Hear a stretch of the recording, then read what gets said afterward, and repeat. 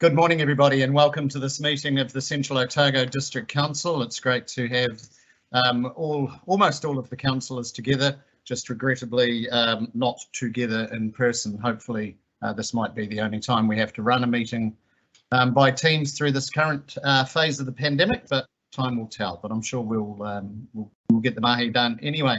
Firstly, apologies. We have an apology from Councillor Calvert. Would somebody move that apology, please? It's Councillor Claridge. Who did I say? Calvert. You said me, and I'm here. I'm off to a great start. My apologies for that. Apologies, Shirley. Thank you, Wayne. An apology from Councillor Claridge, and that's moved by Tracy. I'll second that for convenience. All those in favour? Aye. And against? What I'll do actually, and I suggest other chairs do it, is make sure we say against and give people time. It just, if people have forgotten to unmute or whatever, when it's for, it might get a little bit tricky. So the first thing we have today is the public forum. We have a paper later on today, probably scheduled for around about 10 to 12, on council's role in affordable housing.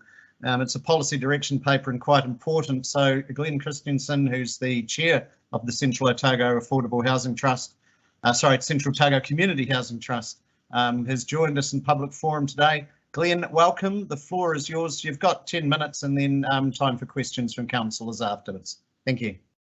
Yeah, thanks, Tim, and thanks for the opportunity to have a wee chat today. I guess it's been an ongoing process. So the trust was initially formed in approximately 2017. Consists of Stephen Brent out of Queenstown, Mary Flannery in Alexandra, myself and Kate Scott from Cromwell. We've worked through various options in what we believe is the best options for Central Otago.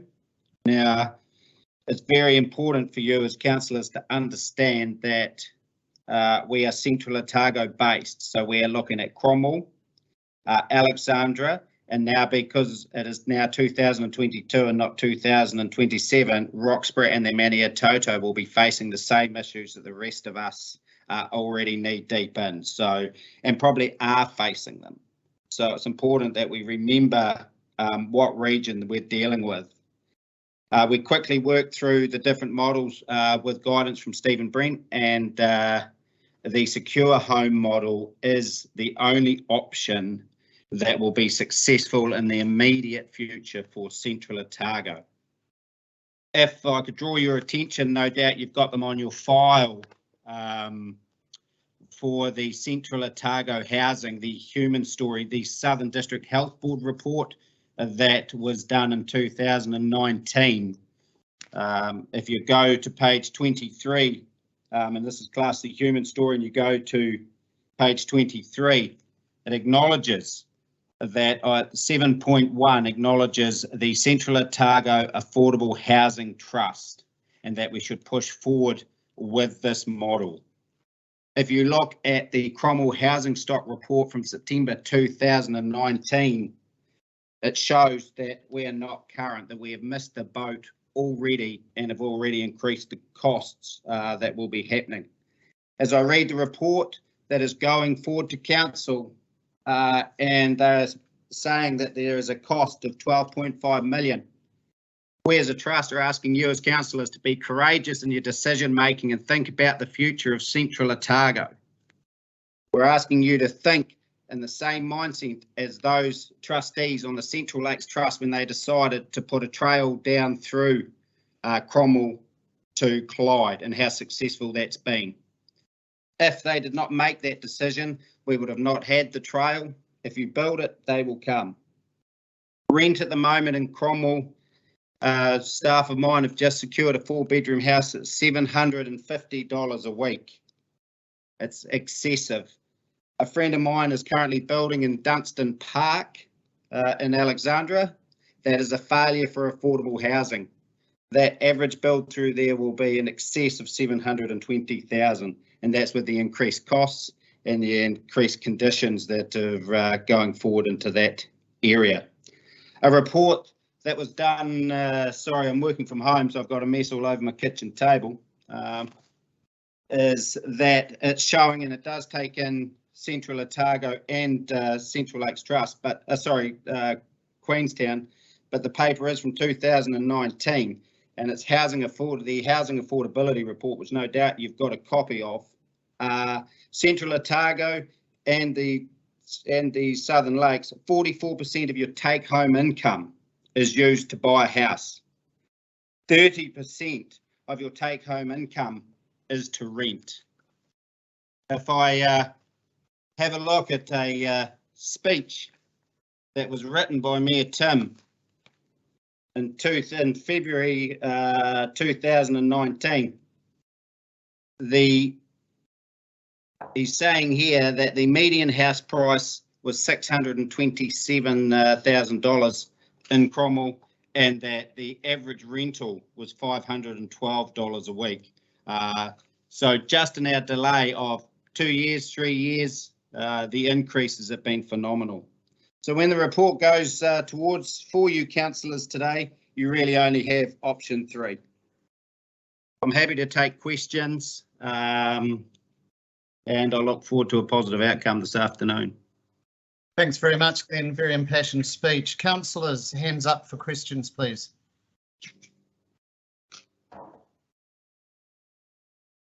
I'll start the ball rolling, Glenn. The 12.5 million, that 1/3 of Gear Ave, is that the all or nothing? I mean, is that what's needed to achieve the trust goals? Is there a smaller starting point that could be looked at? That is our preferred term because it gives us the volume by numbers to be able to keep the price down and to get the building across the line. However, we would look at any option that's available.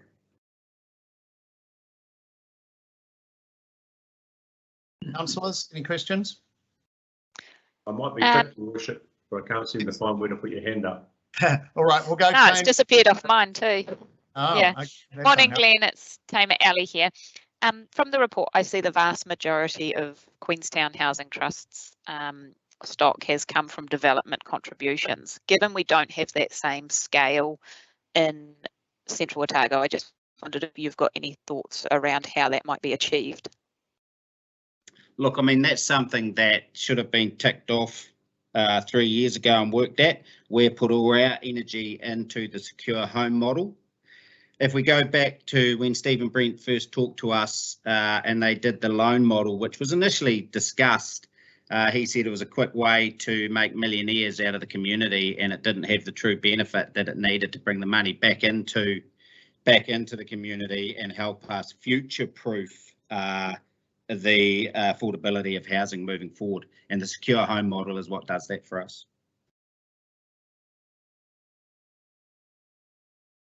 Can we cover it, Tamer?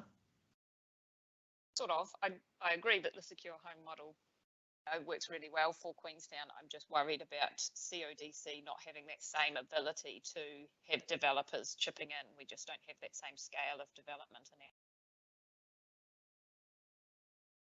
Can you comment to that, Glenn? Well, that would be ideal if that was pushed through. But I mean, that's a conversation that we've had at these various meetings over the last 3 years that have just gone in circles. So, you know, that's sort of where I leave that, Tim, to be fair. Okay, thanks. Then Neil, you just councillors, for some reason our little yellow hands have disappeared. So just put a Q in the chat box is the best way to go. Neil. Yeah, can I just get Glenn to clarify what he said the decision we should make today was again, please, just to make sure I've heard him correctly? Well, option 3 is your best decision there, Neil, and that will also give land to the Housing Trust, and we can get this underway. Thank you. I might have another question yet, Your Worship, but carry on. Okay. I don't see that anybody else. Councillor Calvert. Shirley has. Sorry, I'm struggling without these hands. Thank you. I'm in track now. Thank you, Shirley. Your question. Thank you, Glenn. Sherry here. I take it the 12.5 million is so that you can get leverage to do the borrowing you need to do the building you need to do. The end of story. Is that right? That's the figure that has been put in by council into the Gear Ave land, Shirley, on page 3 of that report. So, yeah, but yeah, basically that's right. That's how we can get it underway. And remembering that once these houses are built, those owners still pay rates to the council, and that they can only sell that house for a certain set value moving forward. And that's how we keep this scheme going. We as employers are very scared of the brain drain to go to Aussie. I have no doubt it's going to happen.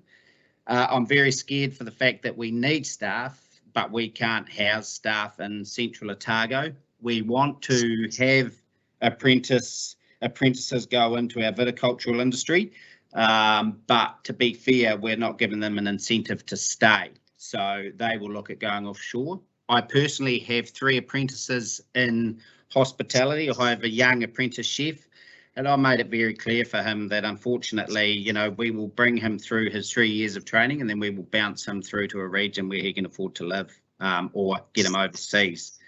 It's a very real drama. It's the coalface is that central Otago is not affordable, and that's including the what we would have called the outlying regions. The good old days of just saying, well, I'm going to sell up in Queenstown and move to Cromwell, and then I'm going to sell up in Cromwell and move to Alex, and then I'm going to sell in Alex and move to Roxburgh is long gone. That's not an option. That boat has sailed.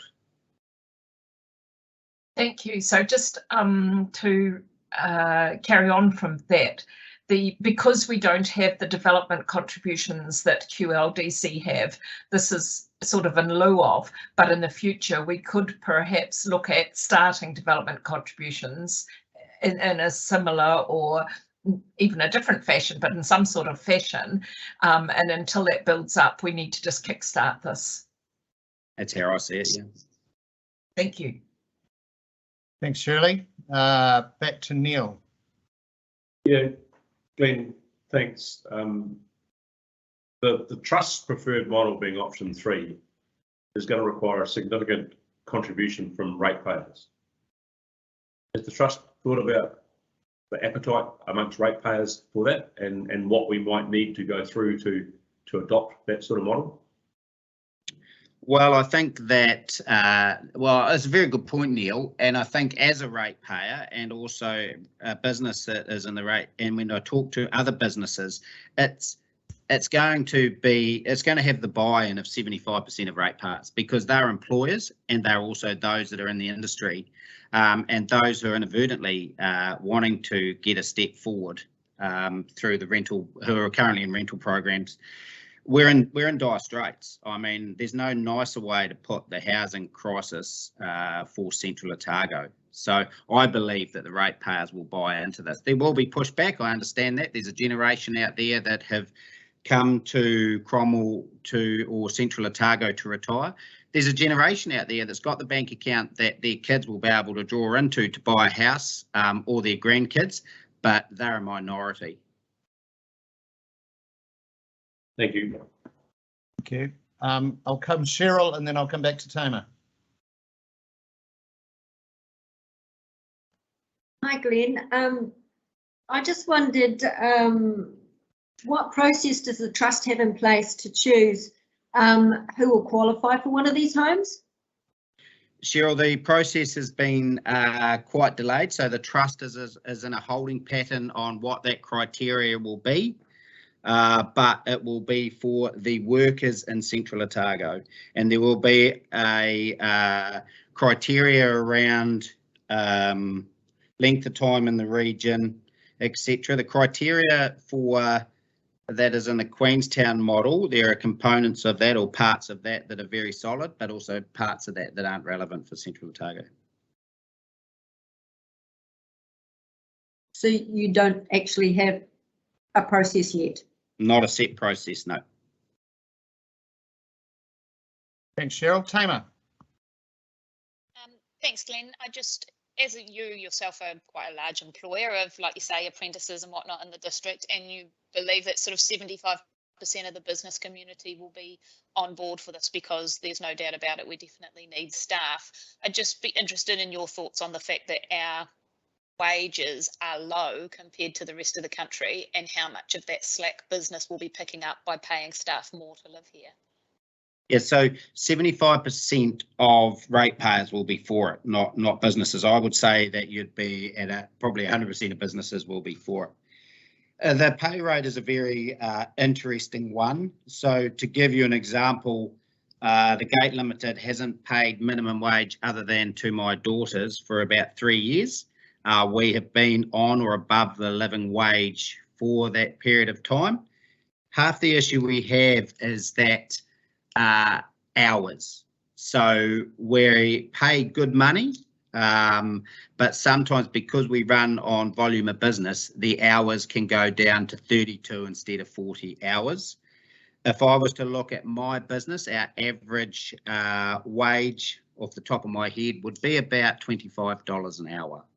So the days of low wages are very intriguing. To be fair, if you want to go into mid-management in Central Otago, you're a six-figure salary. The six-figure salary is the norm now, and it's hard when we can't attract those people because of our housing. And unfortunately, Kate Scott, who couldn't be on the meeting today, is a prime example of that. She's looking for high-end staff who would contribute to the community, but they can't afford to live here either. So we need to get that balance right. Some will use the secure home scheme as a stepping stone, and some will stay in it for longer than others, and we need to be aware of that. But it's that locking in those employees are the future for Central Otago. And do you think that some of that is a capacity issue, not just an affordability issue for that large workforce that we're looking for that are on six-figure salaries? Oh, look, I mean, if you are trying to move into a town to take up a mortgage of, or buy a house at 750,000, you're not going to do it. Six-figure salary the maths doesn't add. So it's tough. And remember that some of them are individuals. So, and also at a certain age, you don't want to take flatmates. At 40, you don't want to have flatmates in your house. You don't want to be in that. You want to live alone. So why would you move from Christchurch or anywhere else to come here to take on a large mortgage and then have to take on flatmates? So we have to look at how we can step people through that series of income earning or reducing their debt. So, and I think this is a big part of it. Thanks, Glenn. I'm not seeing any other questions, so I really appreciate the time you've taken today and the mahi that Nigel's face has come up. Does that indicate a question, Nigel? Yes. Thank you, Tim. Glenn, when you refer to who buys houses, in the last 5 years, Cromwell has grown 23%, virtually just on under 25% in population. And I don't know what the housing consent figures are, but that's a lot of new houses, and which would argue against the idea that people are not coming to Cromwell. If they're not coming to Cromwell, it might be more a capacity issue rather than an affordability issue. Have you done any analysis of or breakdown of who is actually buying houses, and particularly new houses in Cromwell? No, we haven't. We've run off the 2019 Cromwell stock take, which I can send you a copy of that if you wish, Nigel. And there's a comment in there. I'll just see if I can find it quickly if you have time, which just gives a figure of actually some of the properties that are selling are those buying a second house. I can't see that figure off the top of my head here, but it was quite an interesting percentage that the properties that are selling are a second home for Cromwellians.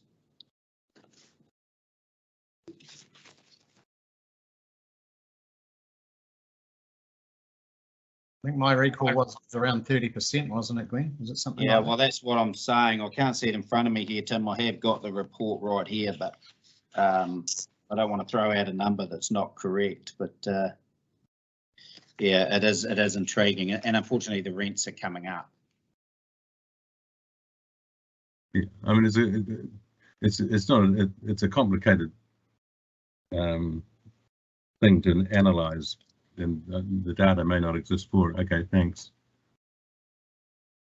Thank you. And yes, I think Tamer's question will be interesting to know what are holiday homes versus rentals. And I know living in Clyde, I can walk up the street at night and see swathes of the town that have no lights on apart from 2 weeks of the year. Yeah, Tim, I think it's important. I'm not sure if the councillors have got a copy of the Central Otago Housing, the human story that was done by the Southern District Health Board in September 2019, because the conclusion of it is very interesting and very clear. And also those who were involved. I mean, there was 25 interviewees and agencies involved in putting this report together, and I think it's actually pretty accurate. The figures are a bit amiss now, but the rationale behind it is still true, and it makes for very interesting reading, and it highlights the fact that back in 2019 we needed to pull the trigger on this, not 2022. Yeah, we did get that report and discussed that report at the time. Absolutely aware of it. All right, Glenn, I really appreciate your time and the time that all the trustees have put into this over what has been a long number of years. Thank you very much for joining us today. Good on you and good luck. Cheers. Thank you. Right, I'll take us back to the agenda, councillors. Thanks for that interesting discussion. First up, we've got confirmation of the minutes of our 26th of January meeting. Somebody move those to true and correct record, please. This is going to get painful. Stu, thank you. And I'll second Martin. Seconded by Martin, thank you. So moved Stuart Duncan, seconded Martin McPherson. All those in favour? Yep. Aye. Against? Carried. Thank you. Next item is just to remind councillors of any interests that they may have need to be disclosed, and that they need to step away from any decision making that will or could be perceived to create a conflict of interest. We now move on to the roading portfolio. I'll hand over to Councillor Duncan. Very much, Tim. So we report today and say for speeds bylaw 22.2.2. So speaking on that today and a bit of report will be James. So I'd like to hand over to James. And I'm Alex from Strategy, who will grab it over from James. I've got a hard copy, so I haven't got the other one in front of me because I went the old way. So you're all good. Kia ora tata e hui hui mai nei, ngā mihi o te wā kia koutou katoa. We're seeking today for permission to consult on the proposed speed limit bylaw 2022. This bylaw would repeal and replace the speed limit bylaw 2007, and it contains 70 changes to that bylaw. That includes small sections of street of just a couple of 100 metres all the way up to new developments and town centres. The changes have been workshopped by the community boards, by the roading team in the past, so most of you will be aware of them, and they are included in the maps in the agenda. We've got maps in about 3 different variations to give to the community. That is just because of different preferences and how that information is clearest. And a note on that, the maps in the statement of proposal when it goes out for real will be twice as big in A3 size. They've been truncated down for the agenda, which is why they're displaying a bit funny. The reasons behind the new bylaw are really straightforward. There's been considerable growth and development since 2007 when our bylaw was last reviewed, which has changed the ways our roads are operating and speed limit changes are needed. We've received requests from the community relating to speed and road safety, and that can be addressed through this process. This process actually predates the recent campaign from Waka Kotahi, the Road to Zero campaign you will have seen. It's not inconsistent with it, but it's not related to it. So the process that we went through was to engage a specialist contractor to provide an analysis in line with the guidance from Waka Kotahi that sets how speed limits are set. Our roading team have then gone out and undertaken their own analysis to make sure they make sense from a local perspective, and they've then gone through a local board lens for changes as well. And as you'll see in the report, this bylaw will not yet set the school zone speed limits. We've written a bit about that in the report and can speak to it further, but essentially there's some legislation due out of Parliament imminently that would change the process for us to put those in place. And finally, under the Local Government Act, we need to be sure that the bylaw process is the appropriate process to make these changes.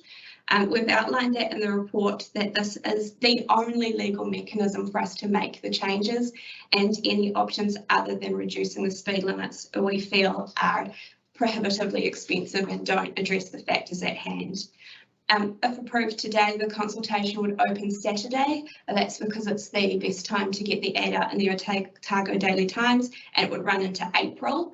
We'll need to appoint a panel of 3 members today to hear submissions if required, and then we'd bring it back to you for final approval, and there's some time built in to allow signs to be constructed. Now, thanks. I hand it back to you, Councillor Duncan. Thank you. Any questions or? Yes, I had a question. I presume, Shirley here, I presume these have gone to the community boards, and I've had a little bit of feedback about the reduction in the speed limit around Barrier, Wainga and Murray Terrace.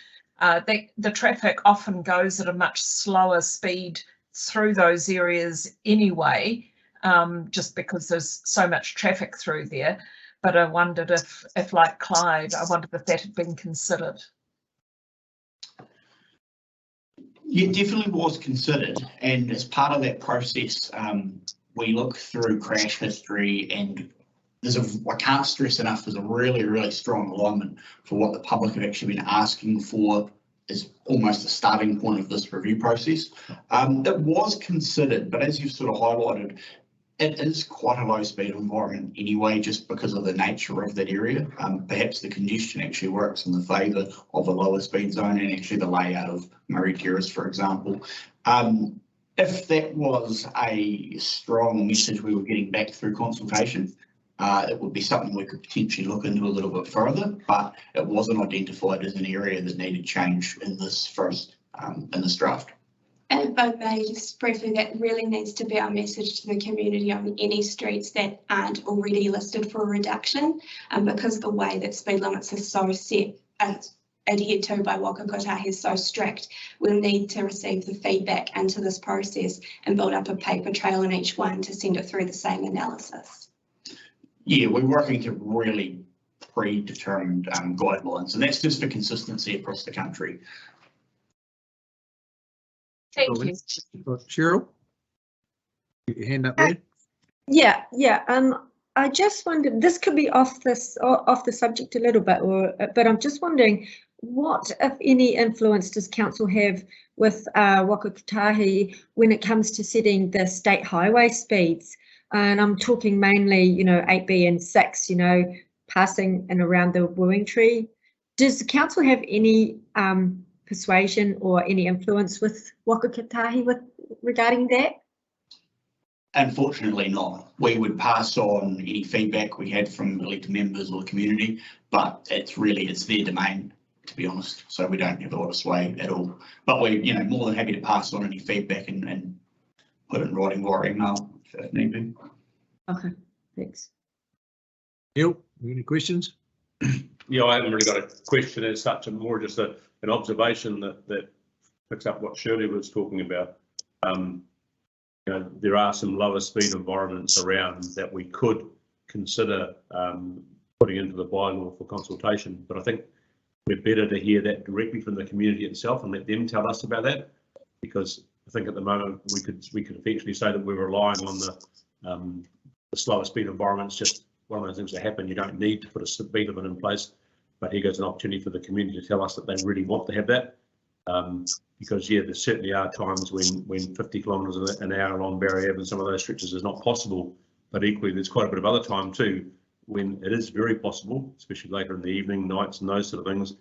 And you don't want the situation where you end up with a speed limit that goes in at 30 k's, that at 2 o'clock in the morning, someone who's doing 50 k's gets pinged for, because that's just, I think, working the wrong way. And I think it should be a speed limit that's suitable for most of the time.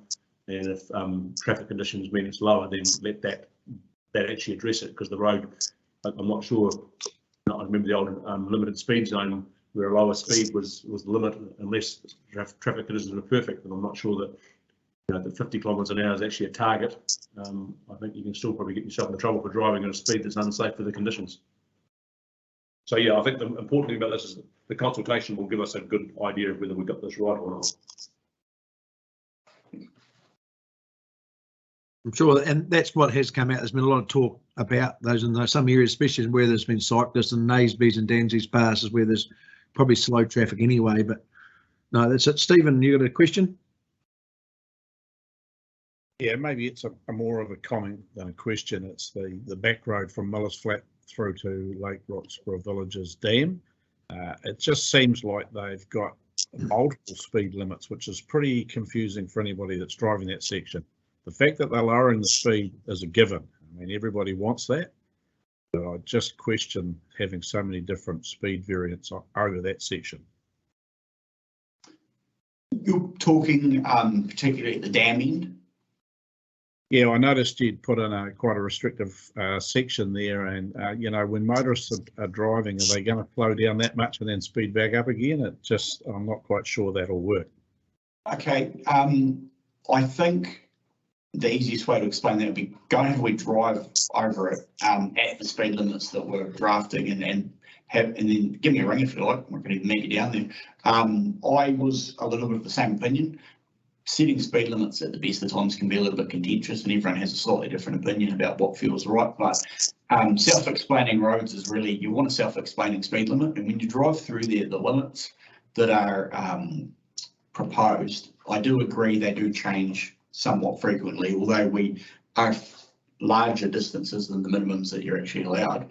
That is quite a self-explaining section of road through there, so it's one of those ones inadvertently people are probably actually following those speed limits that we're proposing anyway.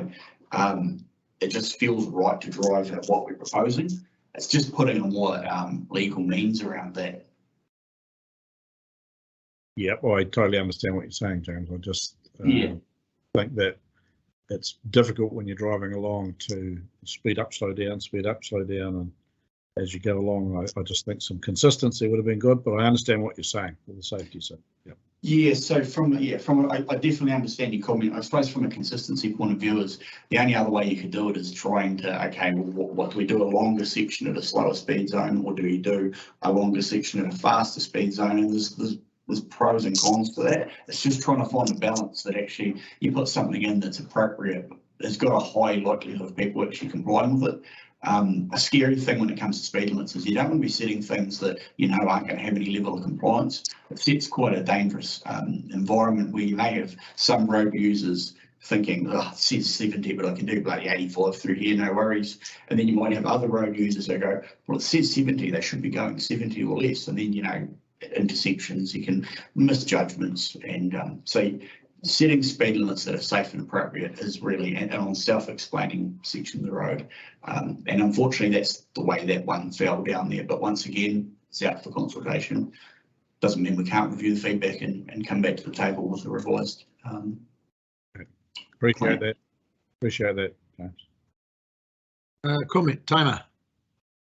Yeah, I actually had some similar concerns to Stephen, albeit in the Otago area, around a large number of different speed limits and the difficulty for road users. So I'll be really interested to see what feedback we get from the community, because once you start getting sort of 4 or more different speed limits in quite a short space of time, I think it does make it more difficult for road users.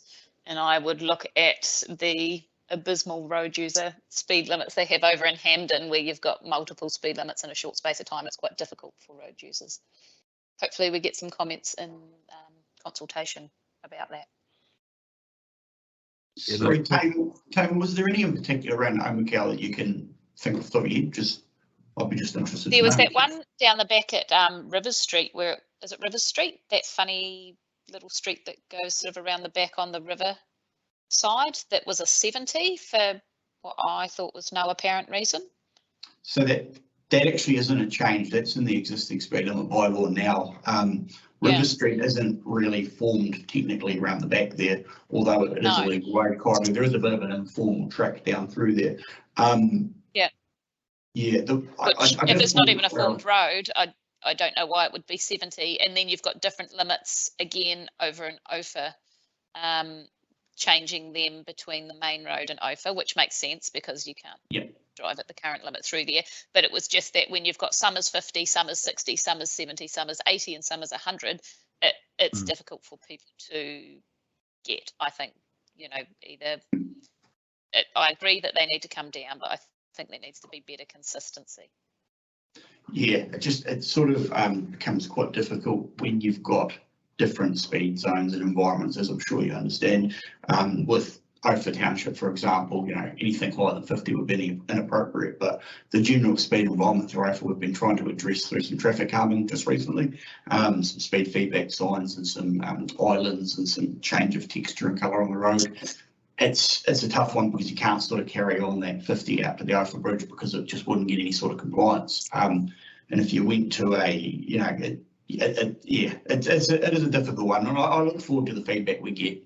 And you know, if we get any strong themes coming through, we'll be sure to bring it back to the elected members. I just wondered if there was any information on that sort of 60 limit rather than the 70, and what factors have gone into identifying those roads that move to 60. There is, and the FAQs we've put a little bit around it as well. The Waka Kotahi guidelines have moved away from using 70 kilometres as a speed limit, and we'll start to find over time it actually might no longer be in use. There's a huge reason around that for behavioural change for drivers, and speed limits above 70 tend to be set to 100 or 80, and Waka Kotahi guidance brings speed limits down by 20 kilometres at a time, because by reducing speeds at 10 limits you're not getting the level of driver compliance that's needed. So generally speaking, they're finding 60 to be a safer speed limit than 70, and most roads across the country are moving that way, so ours need to too, for that consistency. Yeah, just I guess to follow on from what Alex has said, 70s are not really allowed under the current setting of speed limit rules. You can remove them, you can reduce them, and there's grounds to extend them within reason, but they don't actually generally allow, you need a special permission to actually go and put a new 70 in, and as Alex has identified, it's just trying to, for consistency across the country, where you've got a road that should be, feels like a 70, is sort of the guidelines are steering you towards, well, should have been 80 or should it be reduced to a 60, hence the 60 in that particular case. With that in mind, is there any reason why Sunderland Street in Clyde is not moving from the current 70 area? It was still deemed to be appropriate, but we wouldn't be able to set that as a 70 if it was a different speed now, for example. So the 70 along there, I still think, and the experts we've engaged with still believe that's appropriate, but should that have been a different speed, if we wanted to make it a 70, we wouldn't actually be able to under the guidelines. So the decision was made to leave it as a 70. Thank you.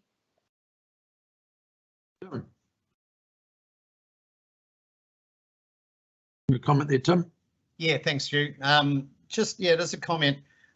It's going to be a step change for New Zealanders not to think they've got the 100 kilometres an hour once they're outside of a town, because that's what we've had basically forever. But when I drove up to Mount Tamborine in Australia a few years back, and you get quite used quite quickly. It had multiple changes of speeds as appropriate because just the nature of the driving. So I think people will become quite used to that. Oh, hell, I'm in an 80k zone, even though I'm in a 60, even though I am in an open speed zone area. So it'll take a bit of a shift, but it'll be a shift nationwide, not just us. That's all I wanted to add. Oh, that's right. But it is, people will get used to it. Yeah, I do agree. Who else we got in there? Shirley, question. Sorry, having trouble with my mute button. Yes, I just wondered at the beginning of the draft proposal that's going out for comment, if we could say right at the beginning the differentiation between state highway roads and local roads, because it's confusing enough for the general population having two different authorities. And I just wonder if we could put a sentence in right on the front page saying that it's all about our local roads and not about our state highways, and say what the state highways are, just for clarity. Yeah, as you say that, I'm very annoyed with myself. We didn't consider that, so we'll make sure we add it for you.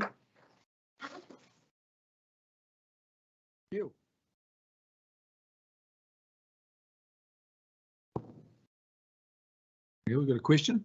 Oh, sorry, Stu, didn't hear. Yes, well, question, observation. James was talking about how 70k isn't a thing anymore.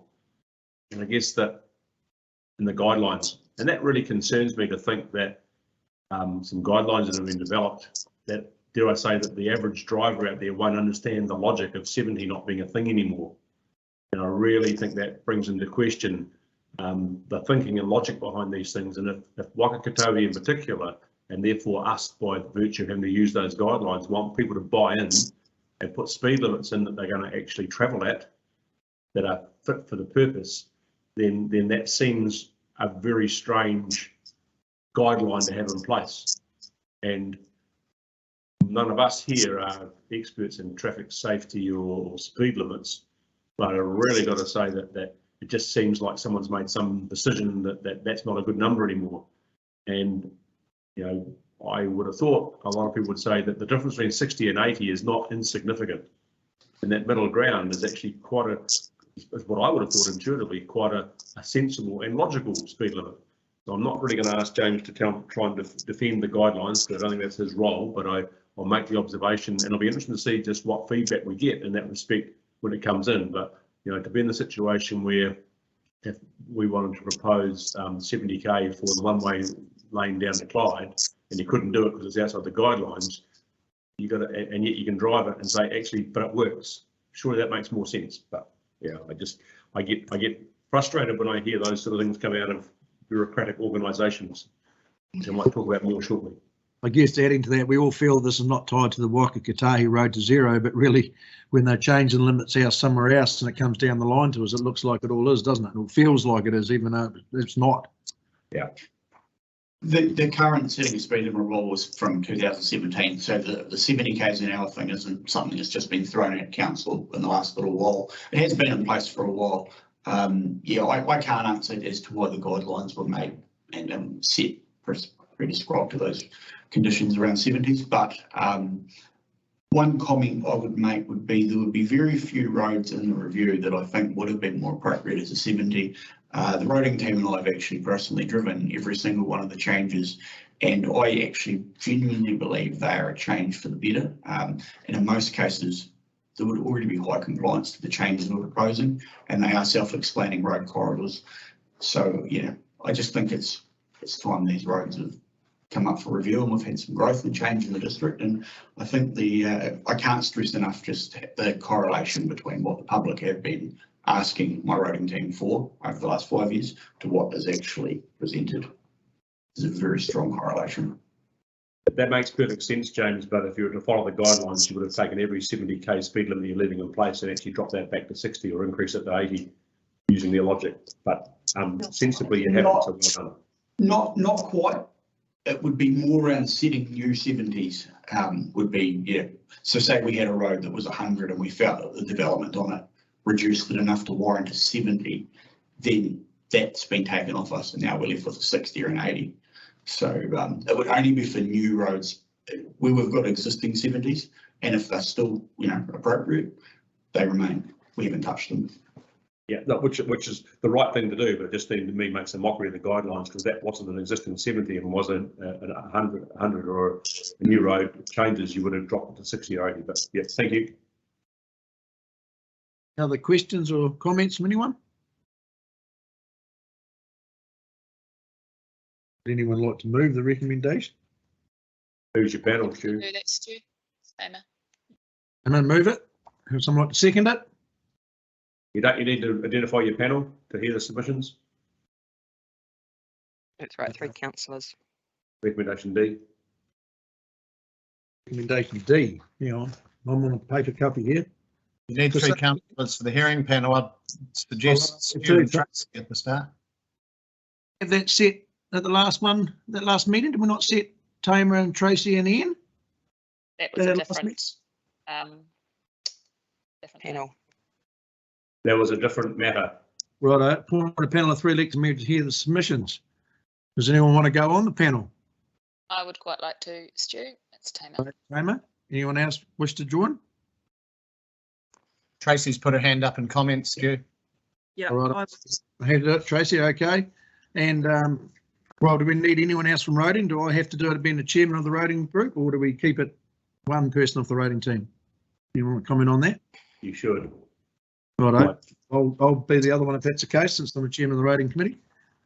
Anyone happy with that? Approve the statement of speed limit public consultation. Points a panel of 3 people. We've got that. Tamer, Tracy and myself. Anyone else like to move the recommendations? Tamer's done that. Anyone second them? I will, Stu. Stephen. Stephen, all those in favour say aye. Aye. Aye. No, thank you very much for that. Yeah, it's going to be contentious, the speed limit thing. And while we're doing that, I will pass over to Tracy to make comment. We had a Zoom meeting with Wakakatahi 2 or 3 weeks ago on the road to zero. And you see the ad campaign starting to come on now, so it's pretty hard hitting and it's pretty powerful. I don't know if the word powerful is the right presentation, but a pretty staunch presentation on their beliefs. So while I'm there, Tracy, as a part of members report, can talk to that because she got quite excited about some of the statements or the questions that we had for government. So I'll pass over to you, Tracy, to give a bit of report on that Road to Zero Zoom meeting. Yeah, I don't know. Excited is one word, Stu. I guess for me, I found what Wakakatahi NZTA was referring to in relation to the lowering of speed limits as their primary objective. Now they say it's not, and they say they've got a whole suite of things that they're going to be doing. And as Stu alluded to, you see the campaigns that have been released on the TV, and there's going to be a lot more of those to come. There was some questioning around driver education, and NZTA turned around and said they believe that it was the lowest. That was the lowest on their priority listings of things to do. Now, me personally, I actually think that's incorrect, and then we should actually, driver behaviour and driver education should be higher up. How that looks, I don't have any comment, but I think it's disappointing that we've got to that point. There was a lot of other things in that Zoom meeting, some of it which I found quite offensive, in saying that 19% of all New Zealanders think it's okay for 200 people a year to die on our roads. I think that's not correct. So I don't believe that anyone would think it's okay for anyone to die on the roads, but I think there needs to be a little bit more investigation into exactly what they're doing. So I've made that official request and I haven't had any information back yet, although my official information request has been acknowledged. So when that does come, I will share that. Thank you very much, Tracy. And that's the end of the roading part of the meeting. Okay, I welcome everybody to Economic Development and Community Facilities, 22.23, page 143, Economic Development Work Program Progress Report. And Nick will speak to this. It's a positive, so that's good. Kia ora. Thank you, Stephen. Yeah, so we've got the progress report. You might remember from the August council meeting last year, I presented an annual work plan, and with the proviso that I check back in 6 months, give you an update as to how it's going. So my report to council has 2 parts essentially. One is a bit of an update on how the economy is going at an international, national and a local level. And then the second part is about the projects I've been working on and how they've been going. So, Stephen, do you want me, I know you are running behind time, but have you got a couple of minutes to me to give a quick Absolutely. update? Absolutely. Cool. Yeah, well, I'll try and keep it brief. But obviously last year, nationally and internationally, the economy's bounced back with some pretty good growth, and I guess the experts are predicting growth this year as well, but probably not quite to the same level. And I guess you've probably all heard about inflation creeping in as well. So it'll be interesting to see how reserve banks and central governments sort of adopt some measures there to try and sort of take some pressure out of the economy without completely putting it on ice. essentially, yeah, it's good news for Central Otago. With people are still moving here.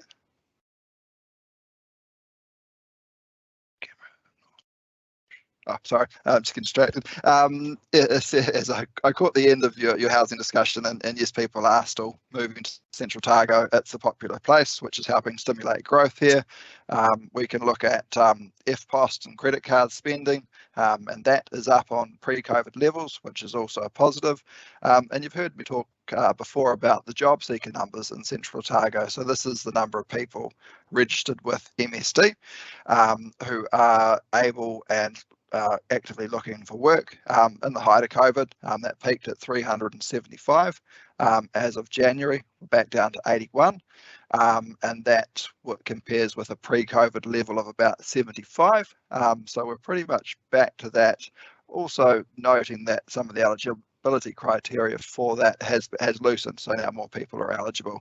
And the other employment sort of stat that we look at that gives us a bit more of a sort of a real-time update is the IRD can match employers and employees.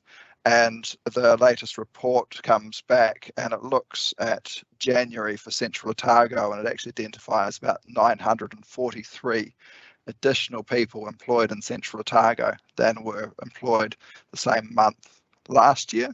So that's about a growth of about 7.6%.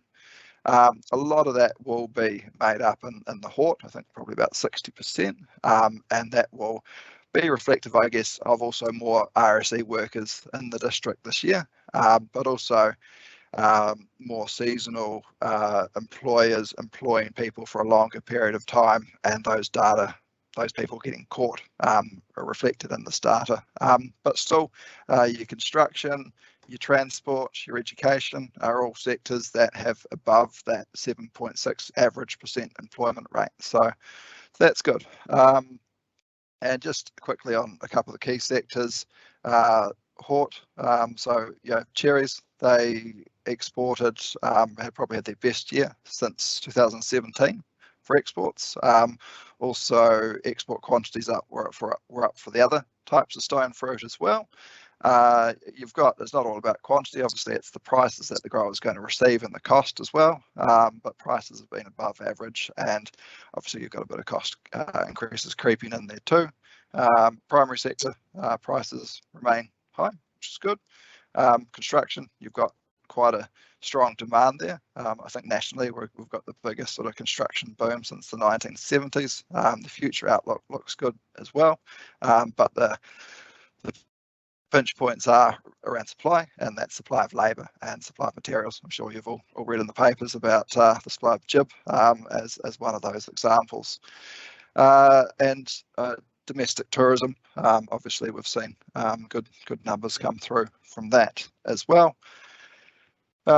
In terms of an update on my work plan, that work plan was divided into two parts, and one part's basically workforce, and I guess it's come through from a number of industries, number of sectors that employers are really struggling to get staff, and that is reflective across the industry. So that's kind of where a lot of my time has gone, and it's working with collective groups around more longer term things like youth transitions to employment. So how do we talk with and engage the youth in Central Otago to raise their awareness of what the opportunities are locally? How do we help them build connections with employers, and how do we help the schools navigate this pathway where they are getting lots of inquiries from potential employers but need some structure to put around it? So that's a group that we're working with there.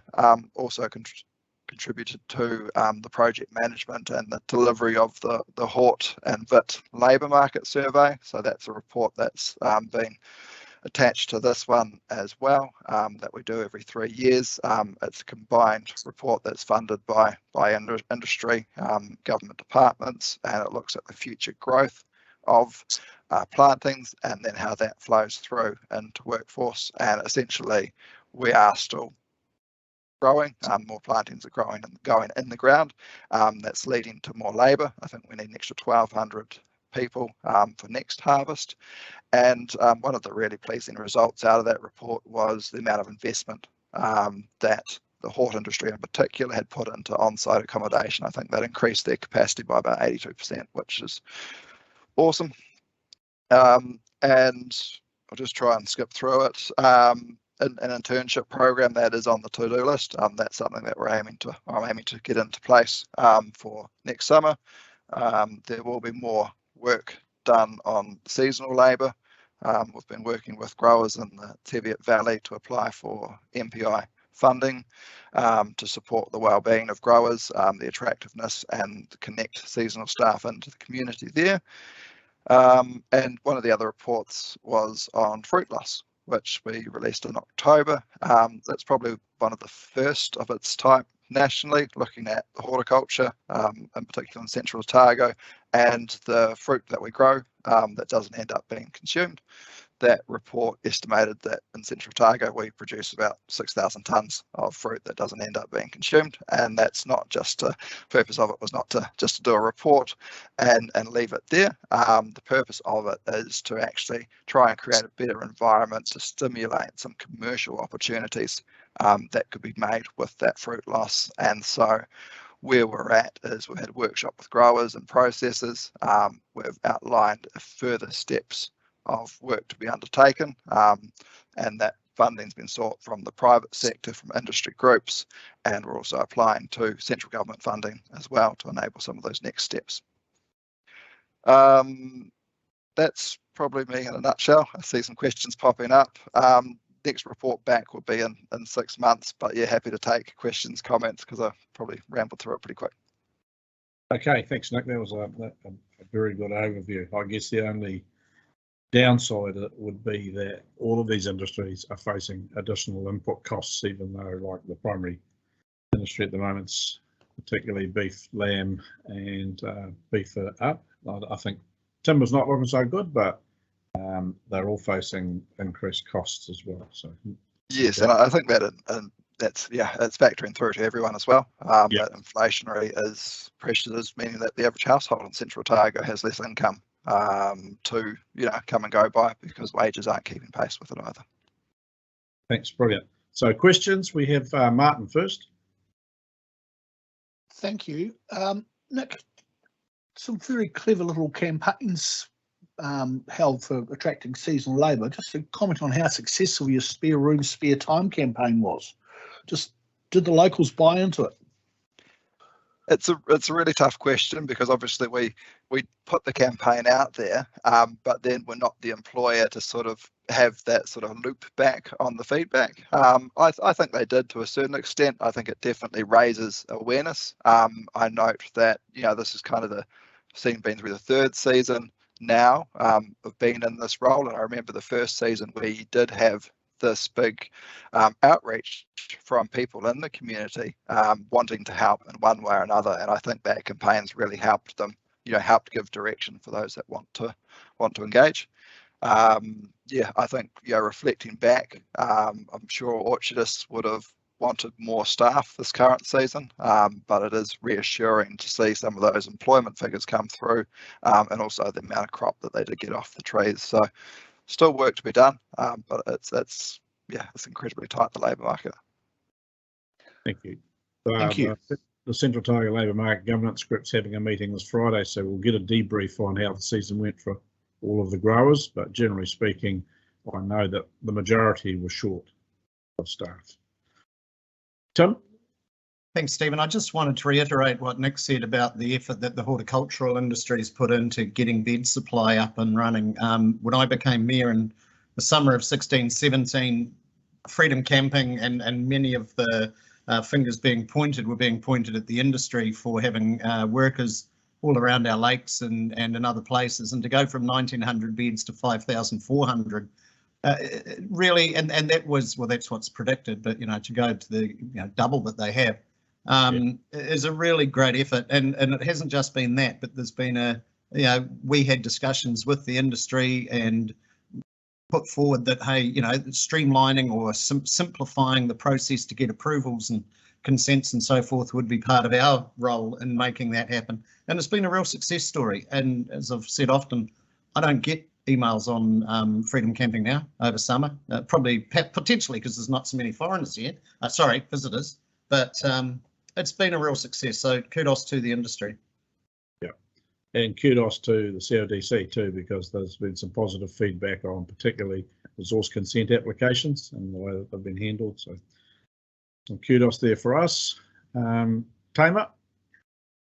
Thanks, Stephen. Following on from Tim's comment and yours about the number of beds, just looking through the work plan, and I see that the update on those beds from February is that the review hasn't been undertaken, but the recent labour market report shows significant industry investment, which is awesome. Do we need to be doing any more, or does this seem to be taking care of itself as we progress? If I misunderstood the question, we need to be doing more on what area? Sorry, Tamer. Around that district plan review and the levers that council operates to enable businesses to be putting more beds into their industries. I think that's our district plan's good, and I don't think there's any issues there. And we've also allowed camping on site. So a lot of orchardists have areas where they can allow camping on site and providing facilities. Do you want to say something, Nick? Yeah, this is the so we do these reports every 3 years, and this is the second time in a row that the industry's come back really positive on council's requirements. I'm sure there's always things that they want to improve, but generally the feeling is that the system works. So that's really encouraging to see. And we have, with the different spatial plans that have been run, have coordinated almost a workshop with growers and council planning staff to have the opportunity to sort of talk through some of that. So my feeling is, with the results that the industry have been getting in terms of the accommodation, that it does seem to be working. Great. No, if they're happy and we're getting results like that, it sounds like, yeah, we don't need to be pushing it further. If there is a downside, some of the new plantings that have gone on, I think that some of those entities, they're probably corporates, I don't see a lot of new accommodation being built at the moment, but maybe they're planning for it in the future. Neil. Just to pick up on that last conversation, I think our district plan's in a pretty good place to enable accommodation to be built and on-site camping and stuff like that. It's not perfect, but it's not too bad. The issue actually, I think, been more in the past that growers haven't needed to do it because they got away with it, and they were probably, dare I say, behind the 8 ball and slow to react and get something done. But when they realised that they had to do something, otherwise they were going to suffer, it was great to know that our district plan and the provisions there weren't too restrictive to make that harder than it needed to be. In your comments, Stephen, about some of the more recent ones, you're dead right. They've focused on getting money to do developments and haven't thought about plan B for who's going to pick all this fruit, who's going to pack it, and how they're going to get it to market. But that's their problem, and I'm sure they'll sort it out. What I really want to say, though, Nick, I listened to what you were saying, and I've written down a note. I wonder if I've got this right, but a simple summary is saying that despite everything, we're getting there. Was that just a general sort of comment on the overall economy, or was that with? Well, as it relates to Central Otago, I was really sort of saying, in a simplistic view, it's tough out there, but actually, despite everything, we're getting there. Yeah, and so well, some of those pressure points are because of the growth, I guess. Too. I mean, if you were to look around your community and say, hey, we've got really low employment, that's something. Yeah, I realise it's not the best thing for employers, but for the whole of the community, that's not a bad thing either. So, thanks. So on my screen, there's no further questions. So thank you, everyone. Thank you, Nick. Can somebody move that we receive the report, please? I'll do that. Mr. Jeffries. Stu, thank you. A seconder. I can second it. Tamer, thank you. All in favour? Aye. Against? Aye. Carried. Thank you. I'm handing over now to Mr. Gillespie. By the look of it, he's come on the screen. So, thank you. Thank you, Stephen. So we'll move on now to the planning and regulatory part of our agenda, item 22.2.4 on page 214. We have a report there, I think, from Lee, dangerous and sanitary buildings policy. And Lee should be online to talk to that, but it won't take very long, I don't think, Lee. Yeah, morning, Councillor Gillespie. Thanks very much, everybody. It's pretty simple and routine matter for this one. We followed the special consultative procedure for this. Unfortunately, we didn't have any submissions on it, but hence the fact that we didn't actually need any hearings either for that. So pretty straightforward for this matter in suggesting that we and recommending that we adopt the policy as per what you originally saw and that we have consulted on.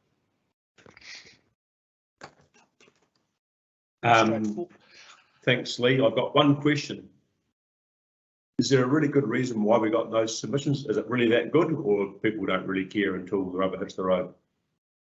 I'd love to say that it's the former, but regrettably, I think it's got a large helping of the latter. Yeah. Having said that, if I can, having said that, in all seriousness, we did get one comment from the community that had read through it and then had advised us of a dangerous building in their view, and we have investigated that and followed the set procedure. So I do believe people are reading it, just not submitting on it. Thank you. I don't see any other questions, and I've got Shirley has volunteered first up to move it. And Your Worship, you were next, so you can second it. All those in favour? Aye. Aye. Against? Carried. Thank you.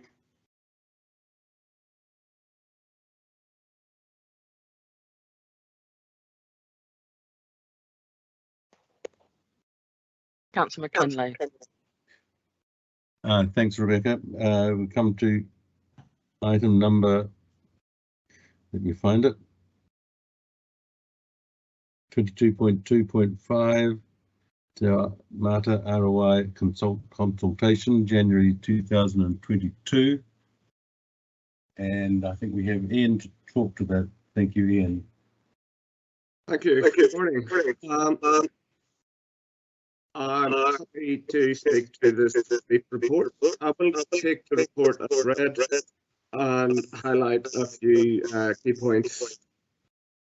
So in late January, Te Mata ROI, who we'll all be aware is the new water services regulator, released 7 reasonably significant pieces of information for consultation.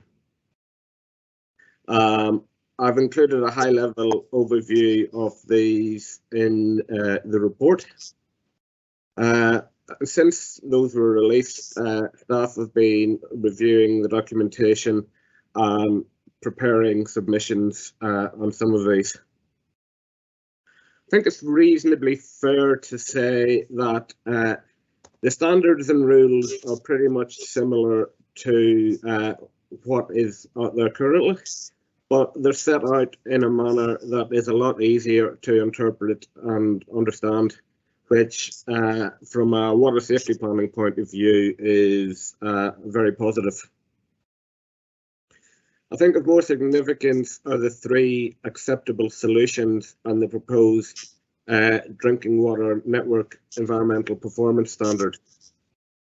Acceptable solutions they're a new concept that have been developed by Te Mata ROI. So far, 3 have been developed, but they are potentially looking at developing some more.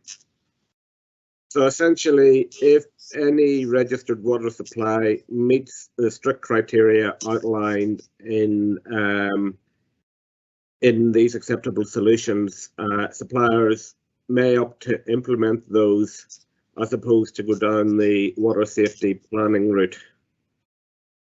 Saying that, these acceptable solutions are very stringent and do have very, very strict maintenance and reporting requirements, which could be considered particularly onerous, especially to small suppliers. And that is something that we will be preparing submissions on. The network performance standards also provides information on likely reporting requirements as we transition towards the new entity. And these include some things over the in the forthcoming years along the likes of reporting our carbon accounting and a few other things like that, that particularly we probably don't have the mechanisms in place to do yet, but we'll look to see what we need to do as we transition towards the new entity. Unfortunately, given the timing of the submission date, which is due to close on the 28th of March, it hasn't been possible to have comments to council by the closing date of today's agenda. In saying that, the report does give a flavour of some of the high-level comments that we're likely to be putting forward. And we will aim to get a draft of the submission to elected members prior to the closing date for commentary, with a view to presenting further at the next council meeting. So I'm more than happy to take any questions and receive any feedback. Thank you, Ian. Tim. Thank you, Nigel. Thank you, Ian. Just to ask, please, as earlier possible that we can get that submission to look over before it has to go in, because I imagine it's going to be complicated and potentially lengthy. So I know everyone's under the pump. You always fall into water references when we discuss this stuff, but everyone's under the pump. But if we could get that as soon as possible, that would be very helpful. Thank you. Yep, no, that's duly noted. Thank you, Tim. Any other questions, comments? No. Neil. Yeah, I can't help myself. It's a shame that the previous regulator didn't do what they should have been doing for goodness knows how many years, and we get ourselves in a situation where we have to go down a path of where we're heading with our three waters because of that. This is sensible, about time, and I think depending what submissions we make, but I think hopefully should lead to some good outcomes for all of us in terms of our drinking water. Thank you, Neil. No further questions. I'd ask for a mover for the recommendation that the report be received. I'll move, Stephen. Stephen, second it. I will, Nigel. Cheryl. Cheryl, thanks, Cheryl. Okay, no further discussion. All those in favour? Aye. Against? Carried. Thank you, Ian. So we move to item, excuse me for a minute.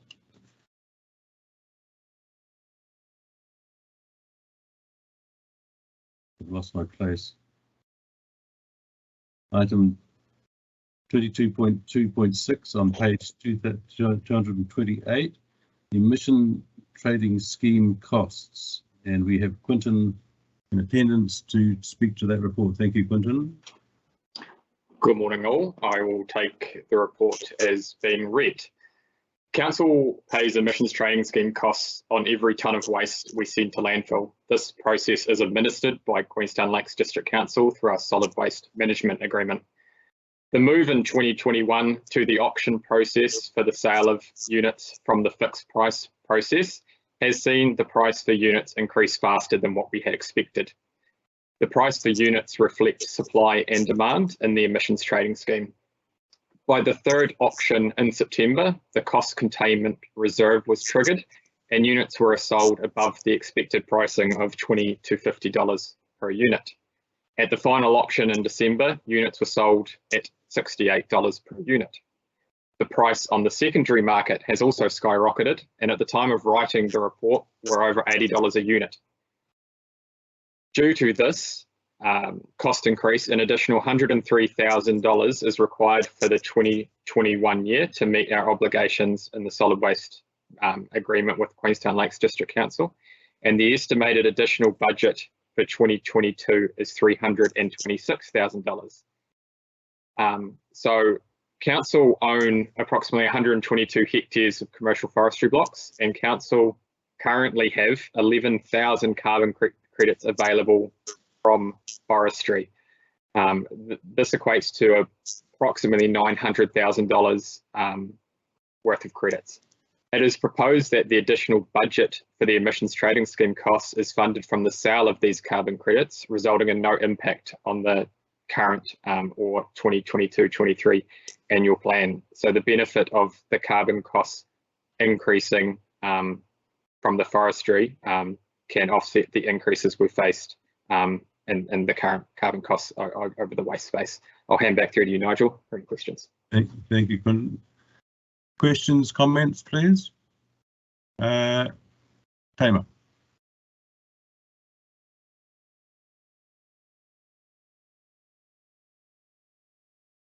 Tamer, did you have a question, a comment? Sorry, yes, I do. Yeah, can you hear me all right, Quinn? Yes. Great. I just wanted to know what the impact might be. Oh, sorry, I can't hear you, Tamer. Okay. The joys of technology. How's that? Good. Yeah, that's better. Great. Quinton, I just wondered what impact it might have on our $900,000 asset if pine is removed in 2023 from the permanent forest list.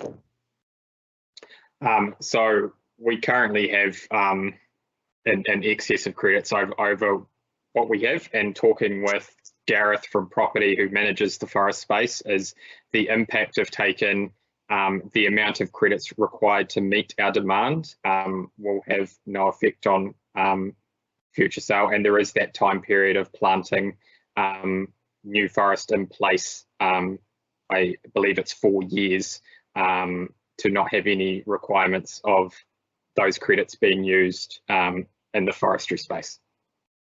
Right. Thank you, Tim.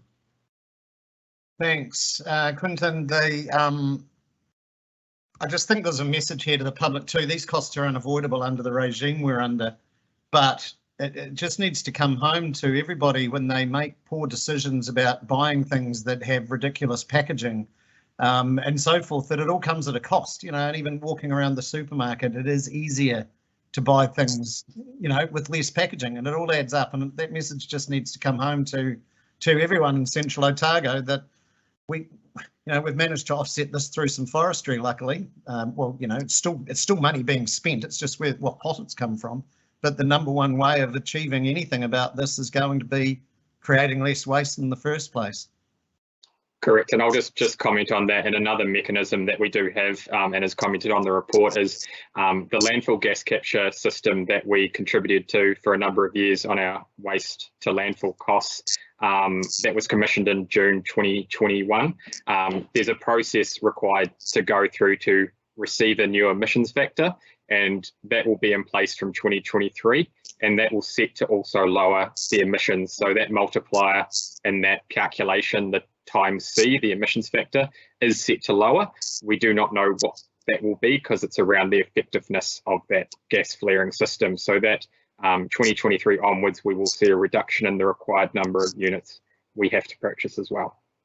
But I think my understanding is we won't get a credit for everything that's captured in that first year that the scheme's being operated. It's just yeah. So it's been commissioned 2021. There's a 12-month testing process through to midway through this year, and then that calculation will be undertaken, and then we will see that benefit in 2023. It's just a little bit of a calculation change process until that's in place.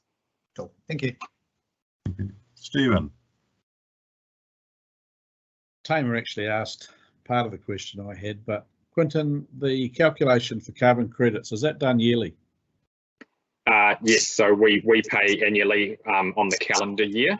QLDC manage this on our behalf, and they actually pre-buy units. And the reason we have a reasonably good understanding of our costs for the 2022 year is we believe enough units have currently been purchased already. But yeah, it is on the calendar year, and we pay annually. I was talking about the carbon credits that we get from forestry, sorry. Oh, right. I believe that would have to be a question for Gareth on how we receive units. I understand we have those 11,000. but I'm not over the process of acquiring the credits. Okay. So from your comments that in future, well, I'm assuming that if we cut any forestry out, we're going to be replanting. Yes, that's what has been explained to me. In that process, there is plans in place for removal of forestry to be followed by planting. Okay, thank you. Maybe just further that, because you would assume that if you've got forestry and you use up your credits and then you change the land use for that away from forestry, you're potentially building up a contingent liability if you use all your credits elsewhere. Correct. Yeah, that was my thinking. Yeah, Neil. Thank you, Stephen, for asking the question that that you didn't ask that Gareth answered. I mean, sorry, that Quentin answered, because that was my question. But the supplementary one I had to that was that who actually gets the money? Where does it go, and where's the money go around here? So the emissions trading scheme, it goes back to assist New Zealand to meet its obligations under the Paris. So it goes to emissions reduction projects, and it's managed by central government through their process, and then so it's an MFE and yeah, a central government fund. So what's happening here, and this is to Tim's point about if we reduce the amount of waste, then clearly we're going to reduce our contribution towards that. So that's the most significant message that comes out of this, because as to what Stephen said as well, eventually if we're not careful, we'll end up with a contingent liability if we start spending those credits. But actually we can control as a community these costs in the future by not producing the waste in the first place. Correct, and with increasing waste levy costs at the same time, it's just another, like the waste levy as well, which is also increasing year on year. The message definitely is we need to reduce. And hopefully the work that we've done with our waste management strategy and the change to the bins and how we're going to try and do things is going to go some way towards that as well. And I guess stop some of the stuff that's currently going to landfill that doesn't need to go, that we're having to pay this cost on. Correct. But the real message here is that we as a community get a chance to control some of these costs and can do something about it. Thank you. Thank you, Neil. There's a comment from Martin. Thankfully, we have that forest block, which is their comment, and the question from Tracy. Yeah, I guess it kind of follows on from the thread that we've just been going from Neil and previous comments about the financial side of things. And has there been any work done in relation to what it's going to look like long term for the CODC? That's my first question. In terms of the ETS costs? Correct. Yeah, so indications is that the per unit costs will exceed $100 by 2030, and the expectation is it could be up to $120 by 2030. So the comments that Neil alluded to is the fact is with our procurement process for a new waste contract, that includes food and green waste, which is over 40% of our current red bin contents that go to landfill. That coupled with the glass crusher to prevent glass going to landfill, as well as the reduction in the emissions factor at landfill, we'll see all of those come right down. And unfortunately, we don't know at this point what that emissions factor reduction could be, but in some cases it has been, some landfills it has been up to 70%. So that's going to see a significant reduction in what credit we have to, how many credits we have to purchase and contribute to, which should offset, all this work should offset any future increases. Okay, so in relation to, next question in relation to the replanting of trees, time-wise, I think everyone is aware that there's a 3-year wait. As far as I understand, there's a 3-year wait on getting any type of tree, any pine tree, for that type of replanting. So I guess has that all been factored in, the time frame? From what I understand, in terms of, I don't know if Gareth can comment on this, there would be planning in place before any piece of forestry is removed with regards to replanting and ensuring that there is the appropriate time frame to mitigate the need to pay any units on any replanting. Okay, thank you. Thank you, Tracy. Cheryl. Yeah, thanks. So can I just ask a question? Where it says requiring businesses to surrender 1 emissions unit to the government for each 1 tonne of emissions they emit, are we talking that's a tax? Is that how it's worked out? Yeah, so there's different obligations for different businesses, and different things have the need to surrender the units on it. So so fuel, there's also ETS on fuel brought into the country, and yeah, so the 1 NZ unit, and that 1 NZ unit cost at the moment is $85 per unit, and it's the 1 tonnes of carbon that's released into the atmosphere and calculated like that. So for every tonne they emit, they have to have 1 unit purchased.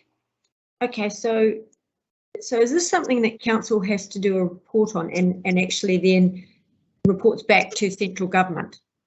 And this is where, so QLDC purchase, so we have a agreement with QLDC to utilise the Victoria Flats landfill, and with that, Queenstown Lakes District Council manage the ETS obligation. So the requirement for the 2021 year was for 61,000 units. However, we were responsible for 19.75% of that. So it's done on that, and then they have to report that back. So okay. They manage the process for us. We pay the invoice, so to speak. Okay. Just to follow up before I go to Stuart, Quinton, given what's happened on the secondary market and for the price per units, you'd have to think that maybe speculators are trading in these units? Yeah, so anybody can purchase New Zealand units. It's an open market. Yeah, I could go and buy myself as many units as I wanted, and then in the future sell those at a profit. So you're right. How much of that has been the case, I can't talk to, but it has been a very sharp increase. Thank you. Stu. We presuming that all the forestry blocks are distritised, because the way I would see it, there'd be every chance that the rural Ranfillies and Nasebys and Roxburgh are subsidising the carbon of the biggest polluters. Are all forestries, are they distritised? Sorry, I can't actually comment on that one. Sorry, I'm not sure if Gareth is there on this call, if he can comment on if they're a council or a... We'll take that question under advisement, Stu. Because all of a sudden we had quite a lot of forestry in Naseby. We had Windblow and we sold one of our forestry blocks. It was bought by a farmer to declare, but there's still probably a lot in Ranfilly, Naseby in the rural parts. But yet they're going to be, there'll be no advantage to our rubbish collection, because if we were carbon neutral in the Minnetonka like we would have to be for all our other stuff, we should actually be in credit and sell credits to Roxburgh, Cromwell or Alexandria. Just a question. The costs that come from elsewhere in the district to pay for the roads and the Minnetonkas too. Well, yeah, but they're distritised. Are trees distritised, I guess is the question. Because land's not yet. As a comment, there are forest blocks located in Roxburgh, Alexandria, Cromwell, Naseby and Ranfurly. So there is representation from all boards and how big in that space. It comes down to tough questions, Stu. We'll come back on that. Thank you. Comment from Shirley. Maybe we should plant natives. I don't know what the efficacy is in terms of growth rates and however. That was after Tracy's comment about there not being the availability of pines. Right. Thank you. Any other questions, comments? No, I would, just in summing up, I think the point has been made well by Neil and Tim that to some extent the cost of this tax is in our own hands, and I think we should be happy that we've spent the capital on things like the glass recycling plant, because it's very clear that these increases in costs will reduce the payback period of that capital expenditure quite significantly. So, and I think in this area of waste, the more we can control our own destiny, the better.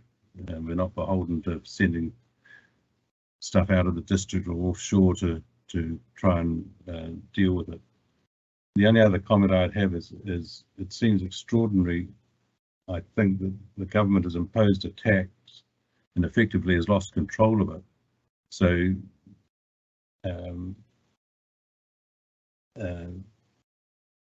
it's like having a tax this 3 cents in the dollar today, and then it's 20 cents in the dollar the next day, and it's been driven by an open market by speculators, which just seems nutty to me. And given that the reserve units they had and have been released and gone, they've obviously badly misassessed the market, or speculators have gone nuts, or they were just given wrong information. It just seems a very odd way to run a tax system. But so no further comments. I would ask for we have recommendations. A, the council receives the report and accepts the level of significance. B, approves a budget increase of $103,000 for 2021 and $326,000 for 2022 for payment of increased emissions trading scheme costs to be funded from the sale of carbon credits. Do I have a mover? Nigel Martin, I'm happy to move. Martin, do we have a seconder? I'll do that. Nigel, it's Tim. Tim second. Any further discussion? Just before I put it to the vote, I just point out that between 2018 and 2022, the ratepayer will have spent, we will have paid $1,174,000 in tax under the scheme. And obviously, because of the nature of the scheme, it's an unknown what that cost is going to be going forward. Okay, we have a mover and a seconder. All those in favour? Aye. Aye. All those against? Carried. Just a quick comment, Nigel, on that. A lot of those carbon credits in the early days were Russian, and I don't know how that's going to affect the carbon price. It's come down a lot at the moment, but there was a lot of Russian $2 carbon credits were bought out. I know a lot of farmers with trees bought the carbon credits at 2 cents and kept them and sold their own at $60 and $70. So whether this Russian debacle happens or may change the price of carbon, it'll be an interesting thing. Never mind, that's another story. It just seems extraordinary to have a tax that's subject to a speculator's auction market. Thank you, Quinton. Very good report. Thank you. Thank you. Thanks, Nigel. Thank you, everybody. Moving into the council part of the agenda, just a couple of things. We're about a half an hour behind schedule at the moment. My intention is to push on and have lunch following the paper on affordable housing. That could be revised depending on how long the next one takes, but we're looking at a later lunch rather than pushing the papers out. And also, I've had a bit of a computer issue at home, so I'm working off one screen. So if I am looking at the agenda and don't see somebody's hand up or whatever, let me know. We're moving now to the review into the future for local government, which is a very important paper. We're to receive it, but it is really another step in a discussion that in some regards has probably been overshadowed by the Three Waters Review and even the Resource Management Act review, and they're all very much interlinked. So this is a report for receiving, and to take us through it, Saskia, welcome. Thank you, and good afternoon, everybody. So the paper in front of you outlines the key questions the panel are considering. So they've released those in an interim report last year, which was attached to the agenda. And they've also developed their thinking further, and they've got 5 key shifts that they really think are required for the future of New Zealand. Details also the process the panel are undertaking to develop up their thinking for a draft report due to the Minister later this year. And as part of that, they are going to have a conversation with senior staff and councillors on the 24th. So there's going to be an opportunity later today for us to really work through the questions and to develop up our thinking for that panel discussion on the 24th. So that's probably all I'll say at this point, and more than happy to take any questions on the paper in front of you. Thanks very much, Saskia. I think for me, the key paragraph was on page 235, where you say, there being the panel, thinking is much broader than amalgamation, shared services, or getting involved in new activities such as housing or education. Rather, they are thinking about an integrated system that best delivers to the community, and one in which there is true collaboration between the agency responsible for different aspects of the system. And I really emphasise that because in my discussions with the public, most those people who have had an opportunity to think about this have just sort of looked and gone, well, maybe we're going to get merged with Queenstown or something other than that. That's with absolute due respect to them, because this hasn't been well publicised, is one-dimensional, and this is it's more than 3-dimensional. It's 4 or 5 dimensions attached to it. So it's going to be an interesting conversation and time to work through. And as ever, my belief is, as a council, we've got to play this smart, because we represent 0.4% of the population. We either ride the wave or the wave washes over us. We've got to do it smart. So, councillors, are there any comments or questions of this report? Neil, a comment? Yeah, I guess when this process started off, and given we're heading down the path of 3 waters, I was very, very sceptical, concerned, and thought, goodness me, what's going to come of this? But I guess what gives me some heart about this is the fact that the 5 key shifts that they've identified, and the first one in particular, and it's on page 234, and to me it's not a shift, it's actually the bottom line to what we are here for, which is about strengthening local democracy. And that to me is sort of setting my mind at a bit more ease than what I had previously, to think that that's where the panel are heading down that path. How that translates, of course, the proof of the pudding will be in the eating, but to me that's the most significant thing that I think picks up your issue about, the amalgamation with Queenstown and those sort of things. That to me is not an example necessarily of strengthening local democracy, and some would say it actually erodes it. It even gives me some heart that things like community boards may get to stay. There could be still, it doesn't mean to say there still won't be maybe a bigger picture or a greater authority where there are smaller boards, and the Auckland model could come through a little bit more. But yeah, I think they've picked up, in my view, the key thing, that that's if they're in any order, then they got the order right. And I think that strengthening local democracy, I read the other day, we generally sit at 50 or 60% turnout, high 50s or 60% turnout for our elections. Auckland managed 35% last election. I mean, that's just staggering that just over, basically a third of the people could be asked, licking an envelope, not even putting a stamp on it. Shirley, a comment. Yes, I just want to say that in the report, it seems like they've really engaged and listened to people like myself. I went to the engagement process in Dunedin in July, I think it was, last year. And those were the 5 themes they've come up with, was definitely what I was hearing around the tables at that. So they really do appear to have listened. I'd agree with that, having been there with you. Thank you. Martin. I think it's going to be great when they come here and talk to us here in Central. So they'll get all our views. And it's not as dire as some people out there may make it out to be.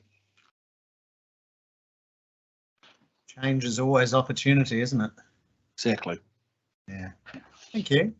I see no further comments or questions. So to make things easy, I'll move that report if somebody would second it. I'll second it.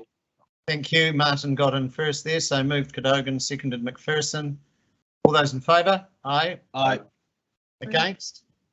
That's carried. Thank you, Saskia. The floor's still yours. We move on to the affordable housing paper. Thank you very much. I'm going to keep my comments relatively brief and allow the time for elected members really to ask questions and debate, because you've got quite I think, a hard decision to make shortly. So following the investment logic mapping exercise back in 2019, you directed us to go away and look at a couple of key areas, and most of those are sort of closed off or underway, and there were two outstanding. That was the urban design innovation, fancy name for developments that encourage different housing typologies, and the secure homes model that we heard a bit more about from Glenn earlier today. The paper does recommend a policy direction that all council-led developments should include provision for different housing typologies. The should was purposeful rather than a must, because it might be that there's a development where it doesn't make sense to have apartment style housing, but a duplex would be sensible. I'm thinking like the Pines and Alex, for example. The paper also does recommend not to give up that further gear Ave, as you would have read. There were a couple of reasons for this, but the big driver from staff is really the financial impact that it will have on the district. We, however, do think there's some merit in the model. I know there's some things still to work through, like the criteria that come up this morning, and what we are recommending is that staff be directed to go away and look for every opportunity to get external funding to help set up the trust. The final thing I'd really like to say before I open up for questions is I'd just like to go back to inclusionary zoning. So that did come up again this morning. So that's the contributions from developers. So that's going to be quite a challenging process, I think, for the district to investigate that and to be successful. So no council in New Zealand has that currently. So the mechanism to do this is under the RMA, or what will become of the RMA. Queenstown Lakes are currently going through it, and they're going with open eyes, and there's likely to be a lot of litigation and upset from developers. So if we went down that track, I just want to say that it's not guaranteed that we would be successful with that. So that's really what I'd like to say, and I open it now for questions and obviously a debate from you all. Thank you very much. Obviously, we had a very impassioned plea from Glenn Christensen, the chair of the Affordable Housing Trust, this morning, for those who have joined the meeting a bit late, outlining the plight of many in our community. Councillors, who wishes to speak? I would pretty much like to hear everybody on this. A question from Tamer. Yeah, Saskia, I just wondered around the inclusionary zoning and what Queenstown Lakes have achieved thus far for their trust.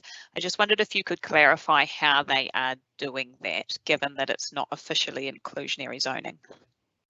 Actually, I might throw this one, who's more across the detail than me, to Louise, if that's okay, Louise. Sure. Good morning, everyone. I don't know the exact detail, because Queenstown Lakes, I had a discussion with them, and they did try a plan change for inclusionary zoning in the past, and it got much too difficult. My understanding is they use a mechanism whereby when a developer applies for subdivision, they negotiate outcomes almost as part of their assessment criteria. So when a developer comes up with a plan change and offer up affordable housing, it becomes more easy for them to get it across the line. So it's a negotiation process rather than rules in their district plan. As Saskia mentioned, they are going through that now. And when I last spoke to them, they were in reasonably early stages of that and understood there would be some significant challenges. Does that mean that we could potentially use that negotiation process if, for example, a developer was wanting to put in more than 100 sections in an area? We could do that, or is that not? Well, there's nothing in our district. Yeah, there's nothing in our district plan currently that would support that. So we have assessment criteria for subdivision, and that would be, I think, challenged very quickly. I'm not all over the rules in the Queenstown Lakes district plan, but they've been able to do that. I don't think we could. Right, thank you. Thanks, Tamer. Thank you, Louise. Tracy.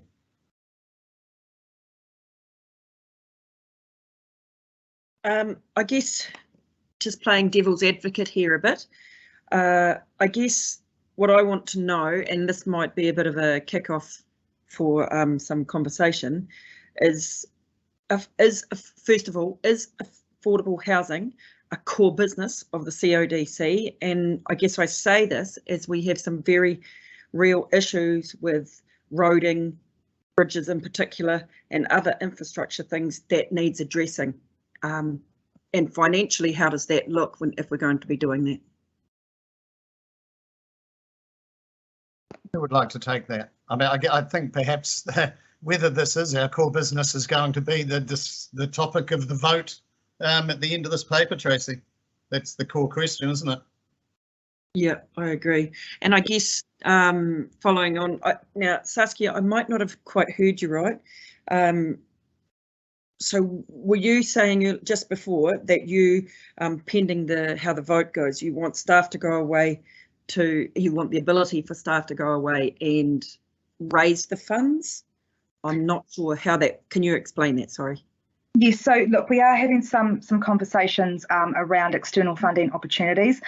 So why I put that recommendation in there, because staff would naturally look for every opportunity we can, like the Riverside Park last year and getting the central government funding, but so that it doesn't get lost, so that staff, if we see an opportunity from a central government funding agency, is that we're really proactive. So it's an actual recommendation that comes from council to direct us to do that.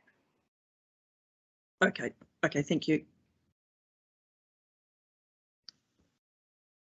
Neil. Yeah, the one that I'm area that I want to sort of focus on a little bit is that the need, if we were to look at option 3, which we heard from Glenn earlier today, which is, it's a bit of a shame, and we'll make the observation that we weren't hearing from Glenn as part of this report, because some of what he said now is not in my mind anymore and not fresh. So I'd make an observation in the future. It would be quite helpful for these sort of things if we could try something a group like Glenn represents to are integral to this whole paper, into being with us at this time, so we can get some clarifications from them. Because if we've got questions of the trust at the moment that our discussion gets to, we can't ask him because he's not there. So I note that as a bit of an issue for me. That aside, I did ask Glenn about the same sort of thing, is that the contribution by ratepayers to do what the trust want would not be insignificant. And I'm wondering, Saskia, perhaps, is there anywhere where we should, as part of the recommendations and resolutions we made today, should consider whether we should engage with the wider community about their appetite for investing in housing with their funds? And I'm not sure, it had to be a very carefully worded question, survey or whatever, but at the end of the day, Glenn said 75% of the ratepayers would be all for it. If those 75% knew that they're going to miss out on $12.5 million to go towards something else that they otherwise would have to pay for, I'm not so convinced. He could well be right. But I think, should we do some work somewhere to find out about, other than just 11 of us saying this is a good idea to go down, should we be trying to get some sort of informed comment back from our community? That's a really good question. We don't have a sense of our community support for investments such as this, and what we do know is that a lot of our ratepayers really are on the breadline, and that's, I know, a real challenge for elected members when you're considering rate increases, etc. Thinking of those that are vulnerable in our community and don't put on the heater in the winter. So yeah, one thing, if council was of mind today, is for us to go away and work with our comms and engagement team and to do a survey and get a bit of a pulse check in the community, because while, and Gareth can talk more to this than I can, the bare land cost is $12.5 million. There's actually going to be quite a lot of other cost on top of that, because we can't just give out the bare land. There'd be subdivision costs, there'd be the horizontal infrastructure costs, and that wouldn't be insignificant either. So we'd probably need to package that up for a true understanding of the rates impact. I don't know, Gareth, do you want to add anything there at that point? I just think it needs to be said that you can get significant uplift if you continue developing the land, and that would be a substantial amount of money. So I think we need to be just really careful on what is gifted and what isn't gifted. I think, though, to go back to Neil's comment, and I think he's absolutely bang on the money here, what we're being asked today is to, if we follow the recommendations, all but kill the Affordable Housing Trust model, unless a magic fairy comes in and gives us money, and who knows. The question hasn't been asked of our community, and we've all heard it at election time. We've all heard it from people who are struggling to buy a home or rent a home or find staff, that this is a major issue for Central Otago. We've never asked particularly, okay, are you willing to invest $12 million, $15 million or whatever in Central Otago District Council money or potential earnings to do something about that problem? We haven't asked the question, as Tracy put it, whether our community believes this is our core business or not. And if we were to follow the recommendations today, we'd be making that decision without knowing the answer to that. So I think and thank Neil for that question, because I think it's fundamental to this, that we're playing in the dark a little bit, and it doesn't have to be a binding, consultation to that depth. It starts a conversation. If we go out to the community and say, this is, do you agree that this is part of our gig? If they say yes, this is a big enough problem that you need to do this. If let's look at Cromwell. We're going to have to be funding some of the stuff that on our wish list for the master plan out of rates instead of out of land sales. Do they want to do that? We don't know, and we need to find that out before anything's done today. That's my view, and I see Tracy and Martin both agreeing. Nigel, you were next. Thank you, Tim. I have a different view. I mean, I have no confidence that the Queenstown Housing Trust model actually delivers much of use at all, and I don't think they may have a scale that lets them deliver to more houses, but for me, I look at that scheme and it is really under the secure home scheme that they're currently running. People become house owners, but they're really glorified renters and lessees, because they, I note in one of the advantages of option 3 is listed is that houses are retained by the trust on sale and are not subject to market forces. To me, that's a singular disadvantage.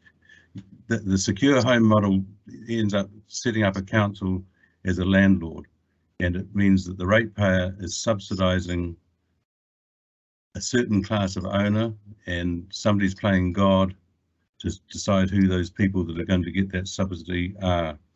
And what concerns me is that we have an option to test whether different typologies of housing will be some kind of game changer in the property market, because we know that private developers have just offered a fairly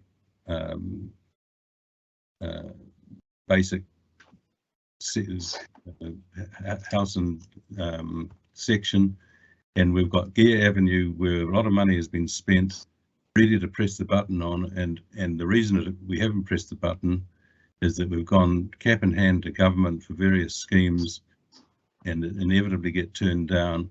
And what I would like to see is whatever happens in terms of the secure, consulting the community about the secure home scheme, which I have no opinion of, I would like to see Gear Avenue stage 2 given the green light to go ahead and not be tied into the timetable of a housing trust model, because we can do that relatively quickly, because all the work's been done, and it will let the market test the theory, do different types of housing, actually make it more affordable. And we need to get that out into the market now to know so we know what we're talking about, and that should be independent. It should be delinked from anything to do with investigating a housing trust, and just be pushed ahead on its merits. Thank you, Nigel. Shirley. Thank you. We set up and gave money for the setup of the trust, which was years ago. It goes back to, I think, 2016 or even before. and they've been hamstrung all the way in their inability to move forward through lack of any sort of significant funding. So the borrowing from banks or whatever they can't do without some sort of base. They've given us an ideas of models. They've learned from Queenstown. Queenstown set up a number, I think they had 5 or 6 different types of housing, and they've settled on the one that seems to work well, so we could sort of learn from their mistakes. But I think the trust is just hamstrung and not being able to do anything through the lack of funds. And my question was, how much of the Gearav land is available would make up the 12.5 million? Is it 10%? Is it 20, 50, whatever? How much are they asking for? It's a They're third. asking for a third. A third. Thank you. Saskia, do you have any sense, sorry, I know there's other questions to come, do you have any sense how many houses, if they're built along that tight secure homes model, a third of Gearav would bring? Ooh, this might actually be a question for Gareth or Lou. So I can jump in here quickly. Indeed, Glenn, if he was still with us. Sorry, Gareth. So the whole development was projected to do about 110 houses. So quick sums in my head, it will be just under 40 houses would be to the Affordable Housing Trust. Cool, thank you. Where was I at? Cheryl.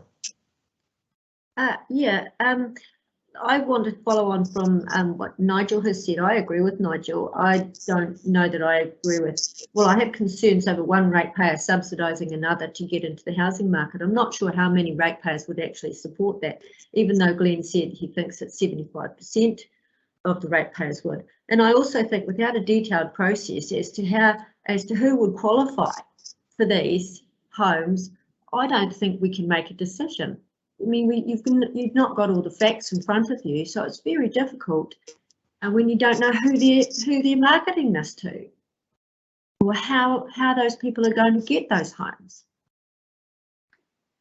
And I think that you're right, Cheryl, that is quite a challenge. And I think in terms of the criteria, what Queenstown's lakes use wouldn't necessarily be fit for purpose for Central Otago. And we heard Glenn even talk about people on 6-figure salaries this morning. I don't know if that'd be something that we would be wanting to promote in terms of just having 40 homes that, you know, people on the high end would be getting them. So that the criteria, you know, if we were of a mind to go and investigate, you know, go down this avenue, that's something that would really need to be worked through. And what I'm thinking is you much more look at our community and think about, you know, where are the gaps, like maybe it's teachers, maybe it's construction workers or what have you, and it might be more targeted like that. But you're right, Cheryl, that is a gap at the moment. Yes, because with the Queenstown Lakes Housing Trust, it was targeted at police, nurses, teachers. I mean, but I sort of look at the lower end of the market, you know, like you're talking about, the construction, the labourer, the person that works on the vineyard. I mean, where do they get a look in? Yeah, good question. Tamer. Yeah, I was just looking at that comment from Neil about whether we obtain community views before we consider the recommendations. And I just wonder if they need to be separated, because I see the recommendations have that policy be developed that States Council-led developments should consider including provision for more affordable housing typologies with the likes of what potentially could go ahead at Gearav. And I just wondered if we could separate that out from the Housing Trust, which is obviously a separate thing. That's a good question, Tamus, because I've just sort of been thinking here, pondering around process, because normally what council would do, if I think about LTP, you would have a sort of a policy position or a position yourselves, and then we go and consult with the community. So one way forward would be, depending on where you land today, I develop up the content, and then that goes out for formal consultation with our community, and we test the water that way. Because there is, I know, a lot of pressure on Gearav to get that development going, and we heard, I think, from Nigel around that. It certainly seems like there would be a lot of appetite from the community for council to lead the way in providing alternatives to the 600 metre section with a 250 metre house. If I know Deputy Mayor, he's probably sitting there working on some wording to follow up from his previous comments. So we'll just continue for a bit. Can there you go. Of course he was. Can I comment before we come to that, Neil? Ian, I'd like to hear from you because you're, I think, our youngest councillor. If you're not, you're our second youngest, and this is something that's affecting young people. What are your thoughts? Well, it seems that without the ability to include inclusionary zoning in the district plan, it may be difficult for the secure homes model to have enough land available to make it an effective. And then it seems to me that the only other way they can get that land is through it being gifted from council-led developments. So how much land does council actually have available to do that, and is there enough to make a secure homes model viable? Yeah, we've got the remainder of Gear the remainder of the Pines, and that's about it, isn't it, Saskia? Yes, correct. That's the only council land available. Having said that, I mean, would we be getting ahead of whatever magic's going to come out of future for local government by doing this? Who knows? It's in the never, never. Neil, you've got a suggestion there, A, B and C only, which means we would receive the report, note the updated information, and note that both Secure Homes and Urban Design Innovation would likely promote affordable housing. And then you suggest a D, which is direct staff to engage an engagement program for council to consult with the community to determine what support there is for ratepayer funds to be used to support a secure homes type model as proposed by the Affordable Housing Trust. And then Tamer has added she would like to see D stay in, which I think is probably perfectly fine as well, and E would have to go along with that. And is there a reason you haven't put D and E in this proposal, Neil? Well, I just thought it was, if you did D and E, you're going to end up developing a policy that your community may tell you they don't want. Oh yeah, that makes That's sense. the only reason for not putting it in, because I did get there and thought, well, you could put D in, but actually D on its own doesn't mean much without the policy, but your community may tell you don't go there anyway, in which case you wouldn't have D and E. So that was the only logic I used for stopping at C. Yep, I can see that. Tamer, comment? Yeah, just my thoughts around D staying in is that would give us the ability to have a policy that says we'd build some different typologies without muddying the waters around whether or not ratepayers are going to be assisting other ratepayers into homes, which I think is something quite different from council leading the way and developing other types of housing. Sorry, Tamer's quite right. I misread what D and E said. I didn't pick up the word typology. I just thought it was talking about the secure home. So on that basis, D and E could stay, and my proposed D would become F. Thank you, Tamer. Beautiful. Thank you. Tracy, and I'll come to you, Leanne.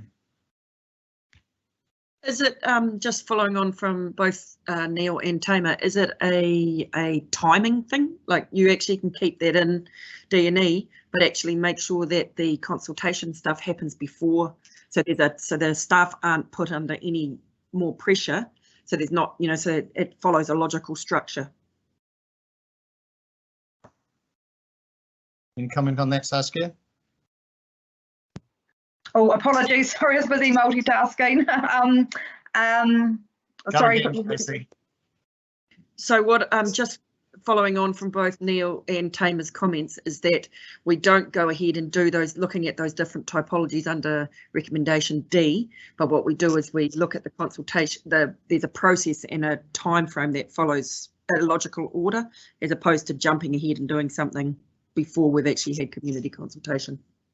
Isn't it a bit though to jump in? If we do what Neil suggests, then we would be working along what we might do with the rest. Let's say GearAb, what we might do in terms of the rest of GearAb.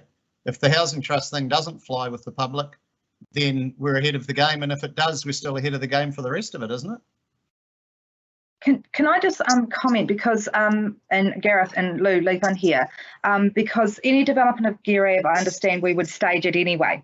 So if we go ahead and council directed today that a policy position that first stage must give consideration to those different typologies, and then it's not going to stop if we end up in a position where you are going to give up land for the housing trust, that you've actually already got those different typologies underway there. Lou, Gareth, any further comment? Yeah, I think that's right, Saskia. And I'm just trying to recollect the Cromwell Community Board resolutions in relation to GEARAB, because I think they have already adopted the GEARAB different housing typologies report anyway. So that is happening. So you're really only talking about Dunstan Park or the next stage in Alexandra. So I think that one's already on its way. And just if I, in your proposed resolutions, I just wonder about whether or not you include G as well, because I think there is some real opportunity there, even though you might talk about a magic fairy. I think we do have some opportunity right now if we progress that. Okay, we'll just, I need to get through some other questions before we really finesse what we may do, because I'll be asking Neil to put his in the form of a motion. Neil, if you were perhaps able to redo what you've done, having heard what has been said, and create that into a motion. I want to go to Leanne, and then Nigel, I apologise, your question earlier on, or your ask for a time dropped off. So Leanne, please check in on consultation. Yes, good morning, everyone. Just putting my little hat on. Doing the topology of the land isn't an issue, because we've gone through that. It's more if we start talking about, or even considering directing staff around gifting land, or being actively involved in an activity that we have never considered or put in any of our long-term plans, then we do have to go through that formal consultation as per an amended LTP or waiting for an LTP. It's just that check-in.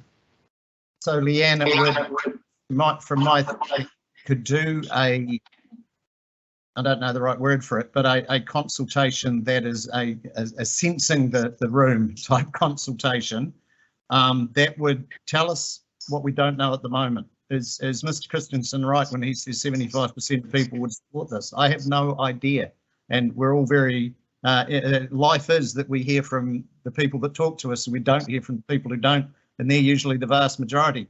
If there was a very strong response from the public in favour of this, for instance, then we could justify looking at a redone LTP next year on that one thing, which I know you will probably be needing to be resuscitated on the floor at the moment, just with my saying that. But if the public comes back and says no, then we know where we're going. But at the moment, Neil has made a very valid point that we don't know what we don't know. But I'm not suggesting that we are at this stage contemplating a new LTP. We're just seeing whether there's a any appetite in the public. What does the majority of people in Central Otago think? Are they, and I think it would have to be targeted specifically, because primarily in the first instance, it's going to be Cromwell Community Board people, in the second instance, Alex or Vincent. And then from there, we don't have land in Cromwell and Roxburgh and Ranfurly. So is it a moot point? But that's for another day. But yeah, I'm not suggesting a new LTP at this stage, but recognizing absolutely. Can I comment? Yeah, I was coming to you, Nigel. Thank you. I'm finding what I'm hearing quite extraordinary. I don't know, Louise might advise how much money we've spent on Gear Avenue Stage 2, how much money we've got in sunk costs already, but it'll be considerable. We have what the Cromwell Community Board thought was a particularly well thought out, attractive, integrated housing development for the entirety of that, for some 4.5 hectares from memory for Gear Avenue Stage 2. And that plan also came at considerable cost. It's been sitting there for some months now, dormant, while we argue these esoteric matters of controlled house trusts and applying to government for various funds that sort of like cargo cult stuff to me. We need to get on with Gear Avenue Stage 2, and if we looked at the result of Gear Avenue Stage 1 and what it delivered in financial terms to the community board and in turn to the district, and Stage 2 has taken a lot of learnings from how Stage 1 was managed, and it just seems inexplicable to me why, irrespective of consulting the community about a housing trust and their appetite for it, we should be decoupling Gear Avenue from it and just getting on with it. It just defies common sense not to me. Thank you, Nigel. Rebecca, you had a comment regarding the consultation? Just to concur with Leanne about, I think care needs to be given to when the significance and engagement policy is triggered around the significance of your decision and the requirement for a special consultative procedure. And can I just add, that wasn't part of today's paper, because today's about getting that direction to bring that back to you wherever this goes.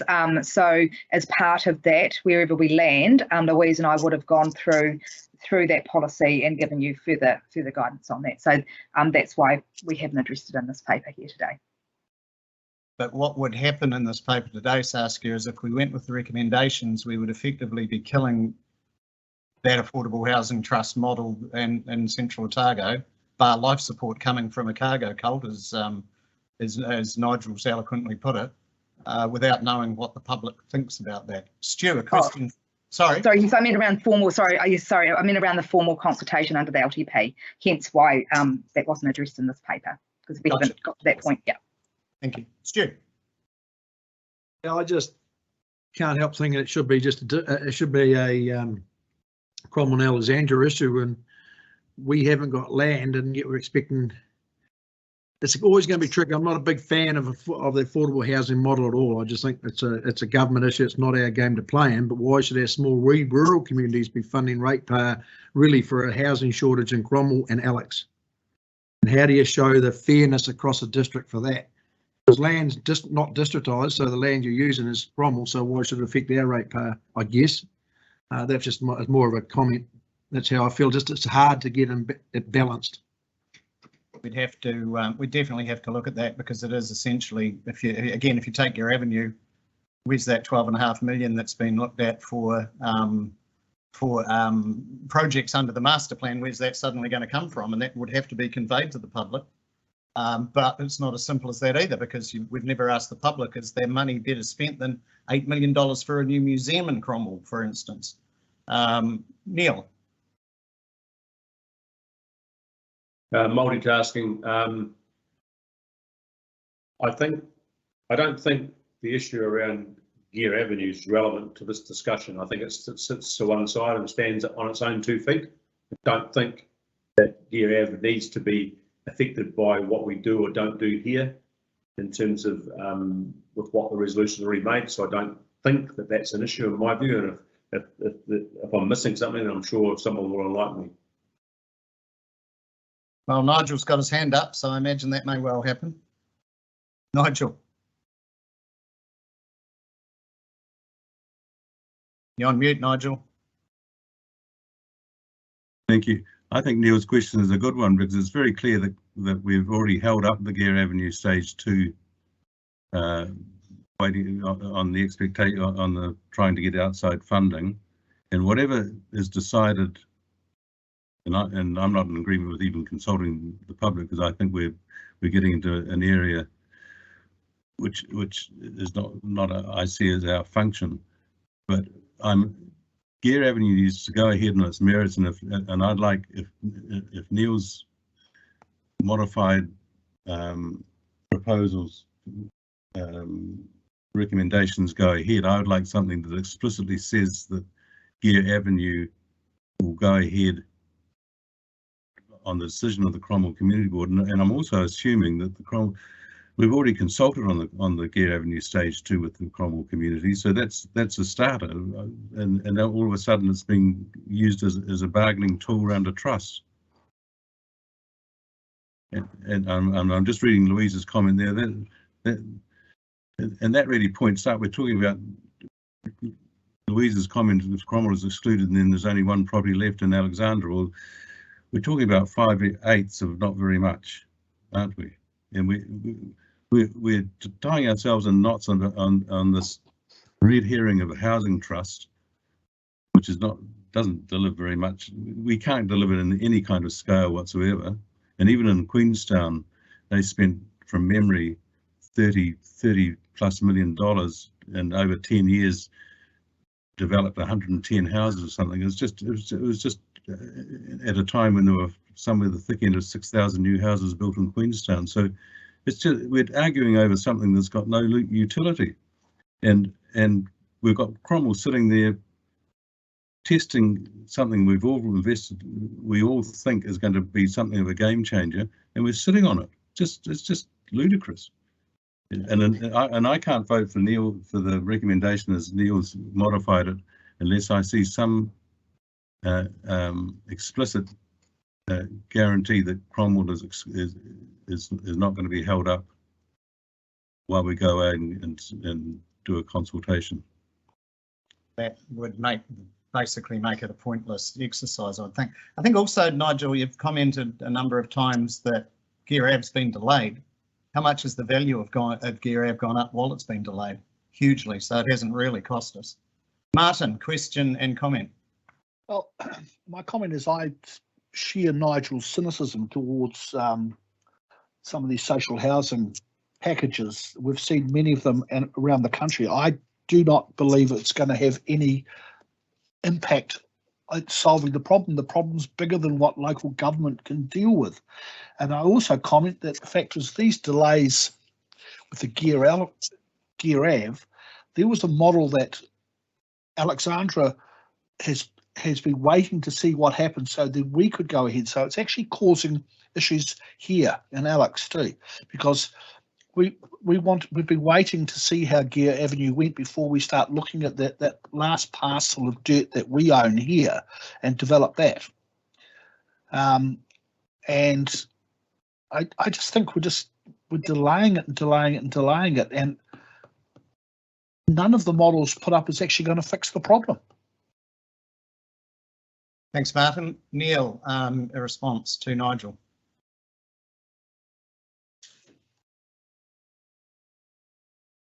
Yeah, I think with what Nigel is still, I get his concerns about Gear Av, but I just don't think that anything in this resolution and what I've proposed, which will be shared shortly, will stop any other decisions by the board in respect to Gear Av. It sits solely to one side of this. It can be coupled or decoupled, and the important thing now will be with where we are today is the board gets the opportunity to decouple it if it is already coupled, and I don't think it is. So I don't think there's a need to complicate without seeing what's already been passed in relation to Gear Av. It would be unwise to try and complicate what we resolve today with stuff that's on the fly that actually relates to the board at this stage still and not the council yet. Thank you. Wayne, are you able to share screen Neil's proposal that's been emailed? Yep. Thank you. So what I propose to do as this, council, is I'm not seeing anything more come up. So my proposal is that Neil will be moving this. I will second it. We need to think further ahead, because if this vote succeeds, then there we have it. If the vote fails, I will then be inviting somebody else to move the current recommendations in the report, because we need to know what next if not. Before we go to that, though, the CEO has asked for comment. Sanchia. Kia ora koutou. I just wanted to clarify on the new F. I just have a little bit of confusion, want to make sure that from a staffing perspective, we can implement correctly. The directions to develop an engagement program to consult. Is it the expectation of council that it comes back to council for approval? And if so, or second question is, are you open to us laying out what we think the implications of some of those trade-offs would be, and then they come back to council to approve to go out? Are we just doing a survey? We've got the words engagement and consult. I'm just a little bit unclear on what we actually do with that recommendation as it stands at the moment. Neil, do you want to respond? Yeah, certainly the intention was to develop a program for council to consult. My expectation would be that that program, like any other consultative process, would come back to council for them to sign off on. And I was hoping that it was wide enough to let the staff have heard the conversation today to get the flavour of where we were heading, which I thought I picked up on had been, and that would do it. But I'm not saying the wording's perfect at all, but that was what I expected would happen from that. That helps. Neil, I wonder whether or not it is something that could be included in the pre-consultation program for the LTP next year, so it slides in with all of that. Apart from timing, yes, but because of timing, no. So in that regard, I mean, obviously, if this is something we want to fast track, that's something we can do. There'll have to be a decision of council of what our communications and engagement team and property staff don't do in that regard, because this will be a relatively significant piece of work, I would imagine. Yeah. Can I just if we've decoupled Gear Avenue from any questions about community desire for a controlled housing trust, a secure home trust, then the timing doesn't matter. It then doesn't matter that it goes into the LTP next year.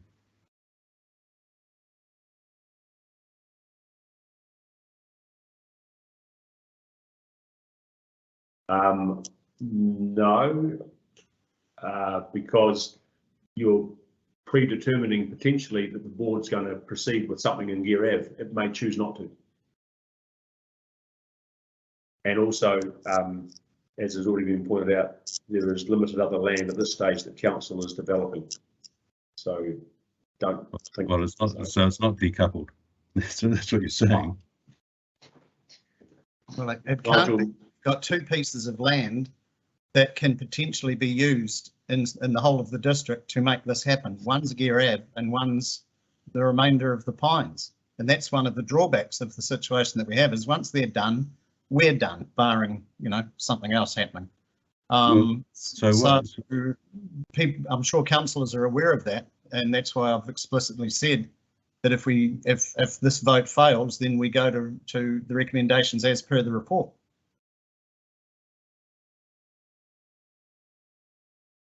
Alrighty, so Sanchia, I want to come back to you. Is there enough in F that the staff will be able to head in a direction if this passes?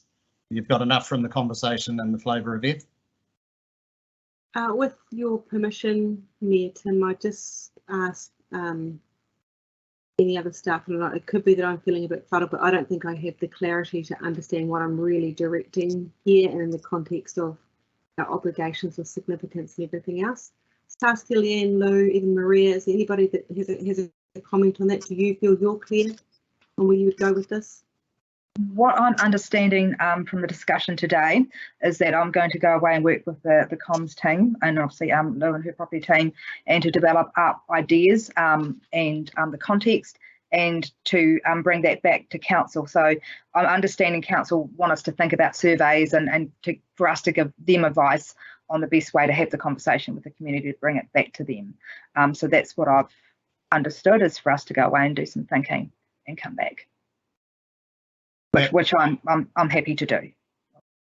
And it's Leanne here, just speaking through the chair, that if I understand it right, we're doing some form of pre-consultation survey to get a feel for our community that will determine whether we're going to do an amended LTP or whatever else it might mean, if I got that right. Yeah, so that's my sense of it, Neil. Does having the word, I see your comment, Nigel, but we're going down the path that I'm taking us, and we'll see where it takes us. The word consult, does that cause any particular legal ramifications? Should we have the word survey in there rather than consult, or is consult okay? Mayor Cadogan, Rebecca here. Hello, Rebecca. Hello. Can I just support what Saskia suggests? Saskia suggested bringing that back because I think that there needs to be consideration given to if this triggers a special consultative procedure or not under our significance and engagement policy. So her proposal of bringing that back to council to consider and then do the actual process, whatever it is decided, is probably the best course. So are we saying that the safer course is that we go A, B, C, D, E, we leave the rest lying on the table till the next meeting? Is that what, and then we can make sure we've got this right? Because I think Tame has very simply put what it is we're asking. Louise, do you have comment? More of a question. When we go away and put this together, are we consulting specifically about what it is that the ratepayers would be giving away? So are we saying it's Cromwell land and it's Alexandra land, or are we saying it's Alexandra land, or are we being silent on that? Because I think that point's quite important. Well, I think we can't possibly go out and say, my view would be there'd be a consultation in Cromwell and Alexandra that would say, are you willing to give up X dollars approximately? You know, it would be very clear that we're using approximates, X dollars, in order to support an affordable housing trust. Because if we ask the question, are you willing to support the affordable housing trust, you're going to get a very different answer to one that says, are you willing to spend this much to do it? But fly over understanding, I would think. And we're only consulting with those wards? Well, I think Stu's point's well made. It's those wards and those boards that are going to be affected by this. Neil, I'm going to come to you because I've been, this is your idea. Well, it's not quite my idea, but it's what I thought was being talked about in terms of us putting money into this thing. And I'm just trying to find a path forward that gets us there. But something you just said, Your Worship, about whether we just simply do A, B, C, D, E, G and H in their current form and leave F. And that is something that part effectively lies on the table given the discussion we've had, because F is solely about trying to determine, is there support in our community for ratepayer funds to be put towards a secure homes type model as proposed by the Central Otago Affordable Housing Trust. It's nothing more than that. That's So all it is. There's a lot of wisdom in that, because if we do this on the fly, we could get it terribly wrong. And if we do A, B, C, D, E, G, F, then things are progressing and we can have a very clear, concise and formulated conversation next meeting, perhaps, if that's not too soon for staff, as to what it is we want them to do with the engagement with the public. Is that right, Neil? Yeah, I think picking up what Sanchi was talking about and saying, well, you know, that bit I wrote is on the fly. It's never going to be good to do it that way, but the conversation is solely around about that should ratepayer funds go into a secure homes model. And I'd like to even think that by doing A, B, C, D, E, G and H, Nigel might even think that's a good idea. No. Okay. We would need some words in F though to reflect that discussion regarding surveying the public as to their appetite towards. No, you wouldn't do that. You wouldn't do that in F. Tim, you just make a note to the resolution that. Yep. I don't think you'd need to make a resolution unless Sanchia has a different view to that, but I think that would probably give some scope. I think I feel more comfortable with that, Neil. The only challenge I see, and I was sitting here rewriting some words there to give the intent of what you've said in a different way, but I think if you lay that on the table, I'm just really conscious that to commit to coming back to the next meeting is a really tough challenge. Just so you understand that the reports for the next meeting are due in about 2 weeks. So work has about reports have to be written, but also, of course, we are now going to the peak of a pandemic where I hate to overburden staff in that way. So I think you'd be talking to a council meeting after that. I've got no problem with that. Neil, do you have a problem with that? I think it's entirely reasonable. No, I think I don't think we should necessarily expect that to only make the next meeting. As soon as possible or whatever. Yeah, when you can, but no, a bit more along the lines of as soon as possible. Thank you, Sam. Okay, so where we're at, I believe we were at is this. We're going to have a vote now. Wayne, if you could just delete F.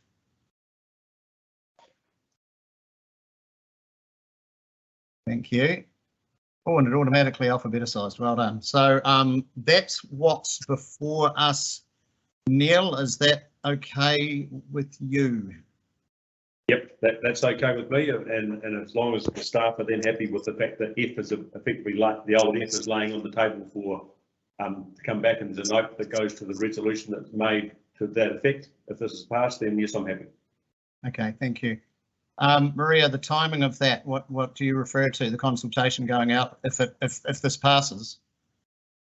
Yeah, just around timing of when we'd bring it back to the board and when you'd be wanting to hear from the community. Just conscious of quite a few other consultation streams and not overburdening over consulting that community. It's just going to let's see if it passes first. Obviously, we're not putting a time frame on it, as Sanchia just said, but you know it's going to have some degree of. Stevens used the word urgency. And can I just add, Maria, I think staff will go away and work that out and give advice back to council on what that looks like and amongst all the other consultations. So that'll be part of our advice back. Oh, understood. Cool. Okay, so here's how it's very simply put. We've got what's in front of us now, which basically parks the question about the Affordable Housing Trust, etc. Neil's going to move that. I'm going to second it. If this vote passes, then there is going to be another paper come back when possible that's going to talk about how we may engage with our community to find out whether the community has an appetite to spend its money on supporting affordable housing in Central Otago. If this vote fails, then I will be inviting Nigel to move the recommendations in the report, which will, in effect, end the matter. So, Neil, you're happy to move this? Yes, Your Worship. I'm happy to second it. And what I'm going to do is, if you are in favour, I'm going to do this by division because I think it's too important to do by voice, particularly in the circumstances we are in. So if you are in favour of this motion, please enter a Y in your comments box. If you are against, enter an N. Thank you. Just while people are doing that, can I then explain that by division means that this vote will be recorded in the minutes, just for people who... Thank you for that, Rebecca. I probably shouldn't have used that terminology.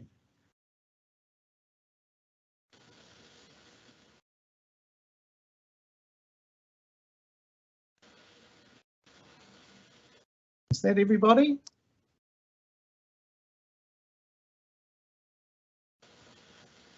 And 10, yes, Lindley's not here. So that has been passed 7 votes to 3, maybe even 8 votes to 3, 5, 6, 7, 8 votes to 3. So that's where it sits. Thank you very much, everybody. That was an important and difficult conversation. So we know where we're at now.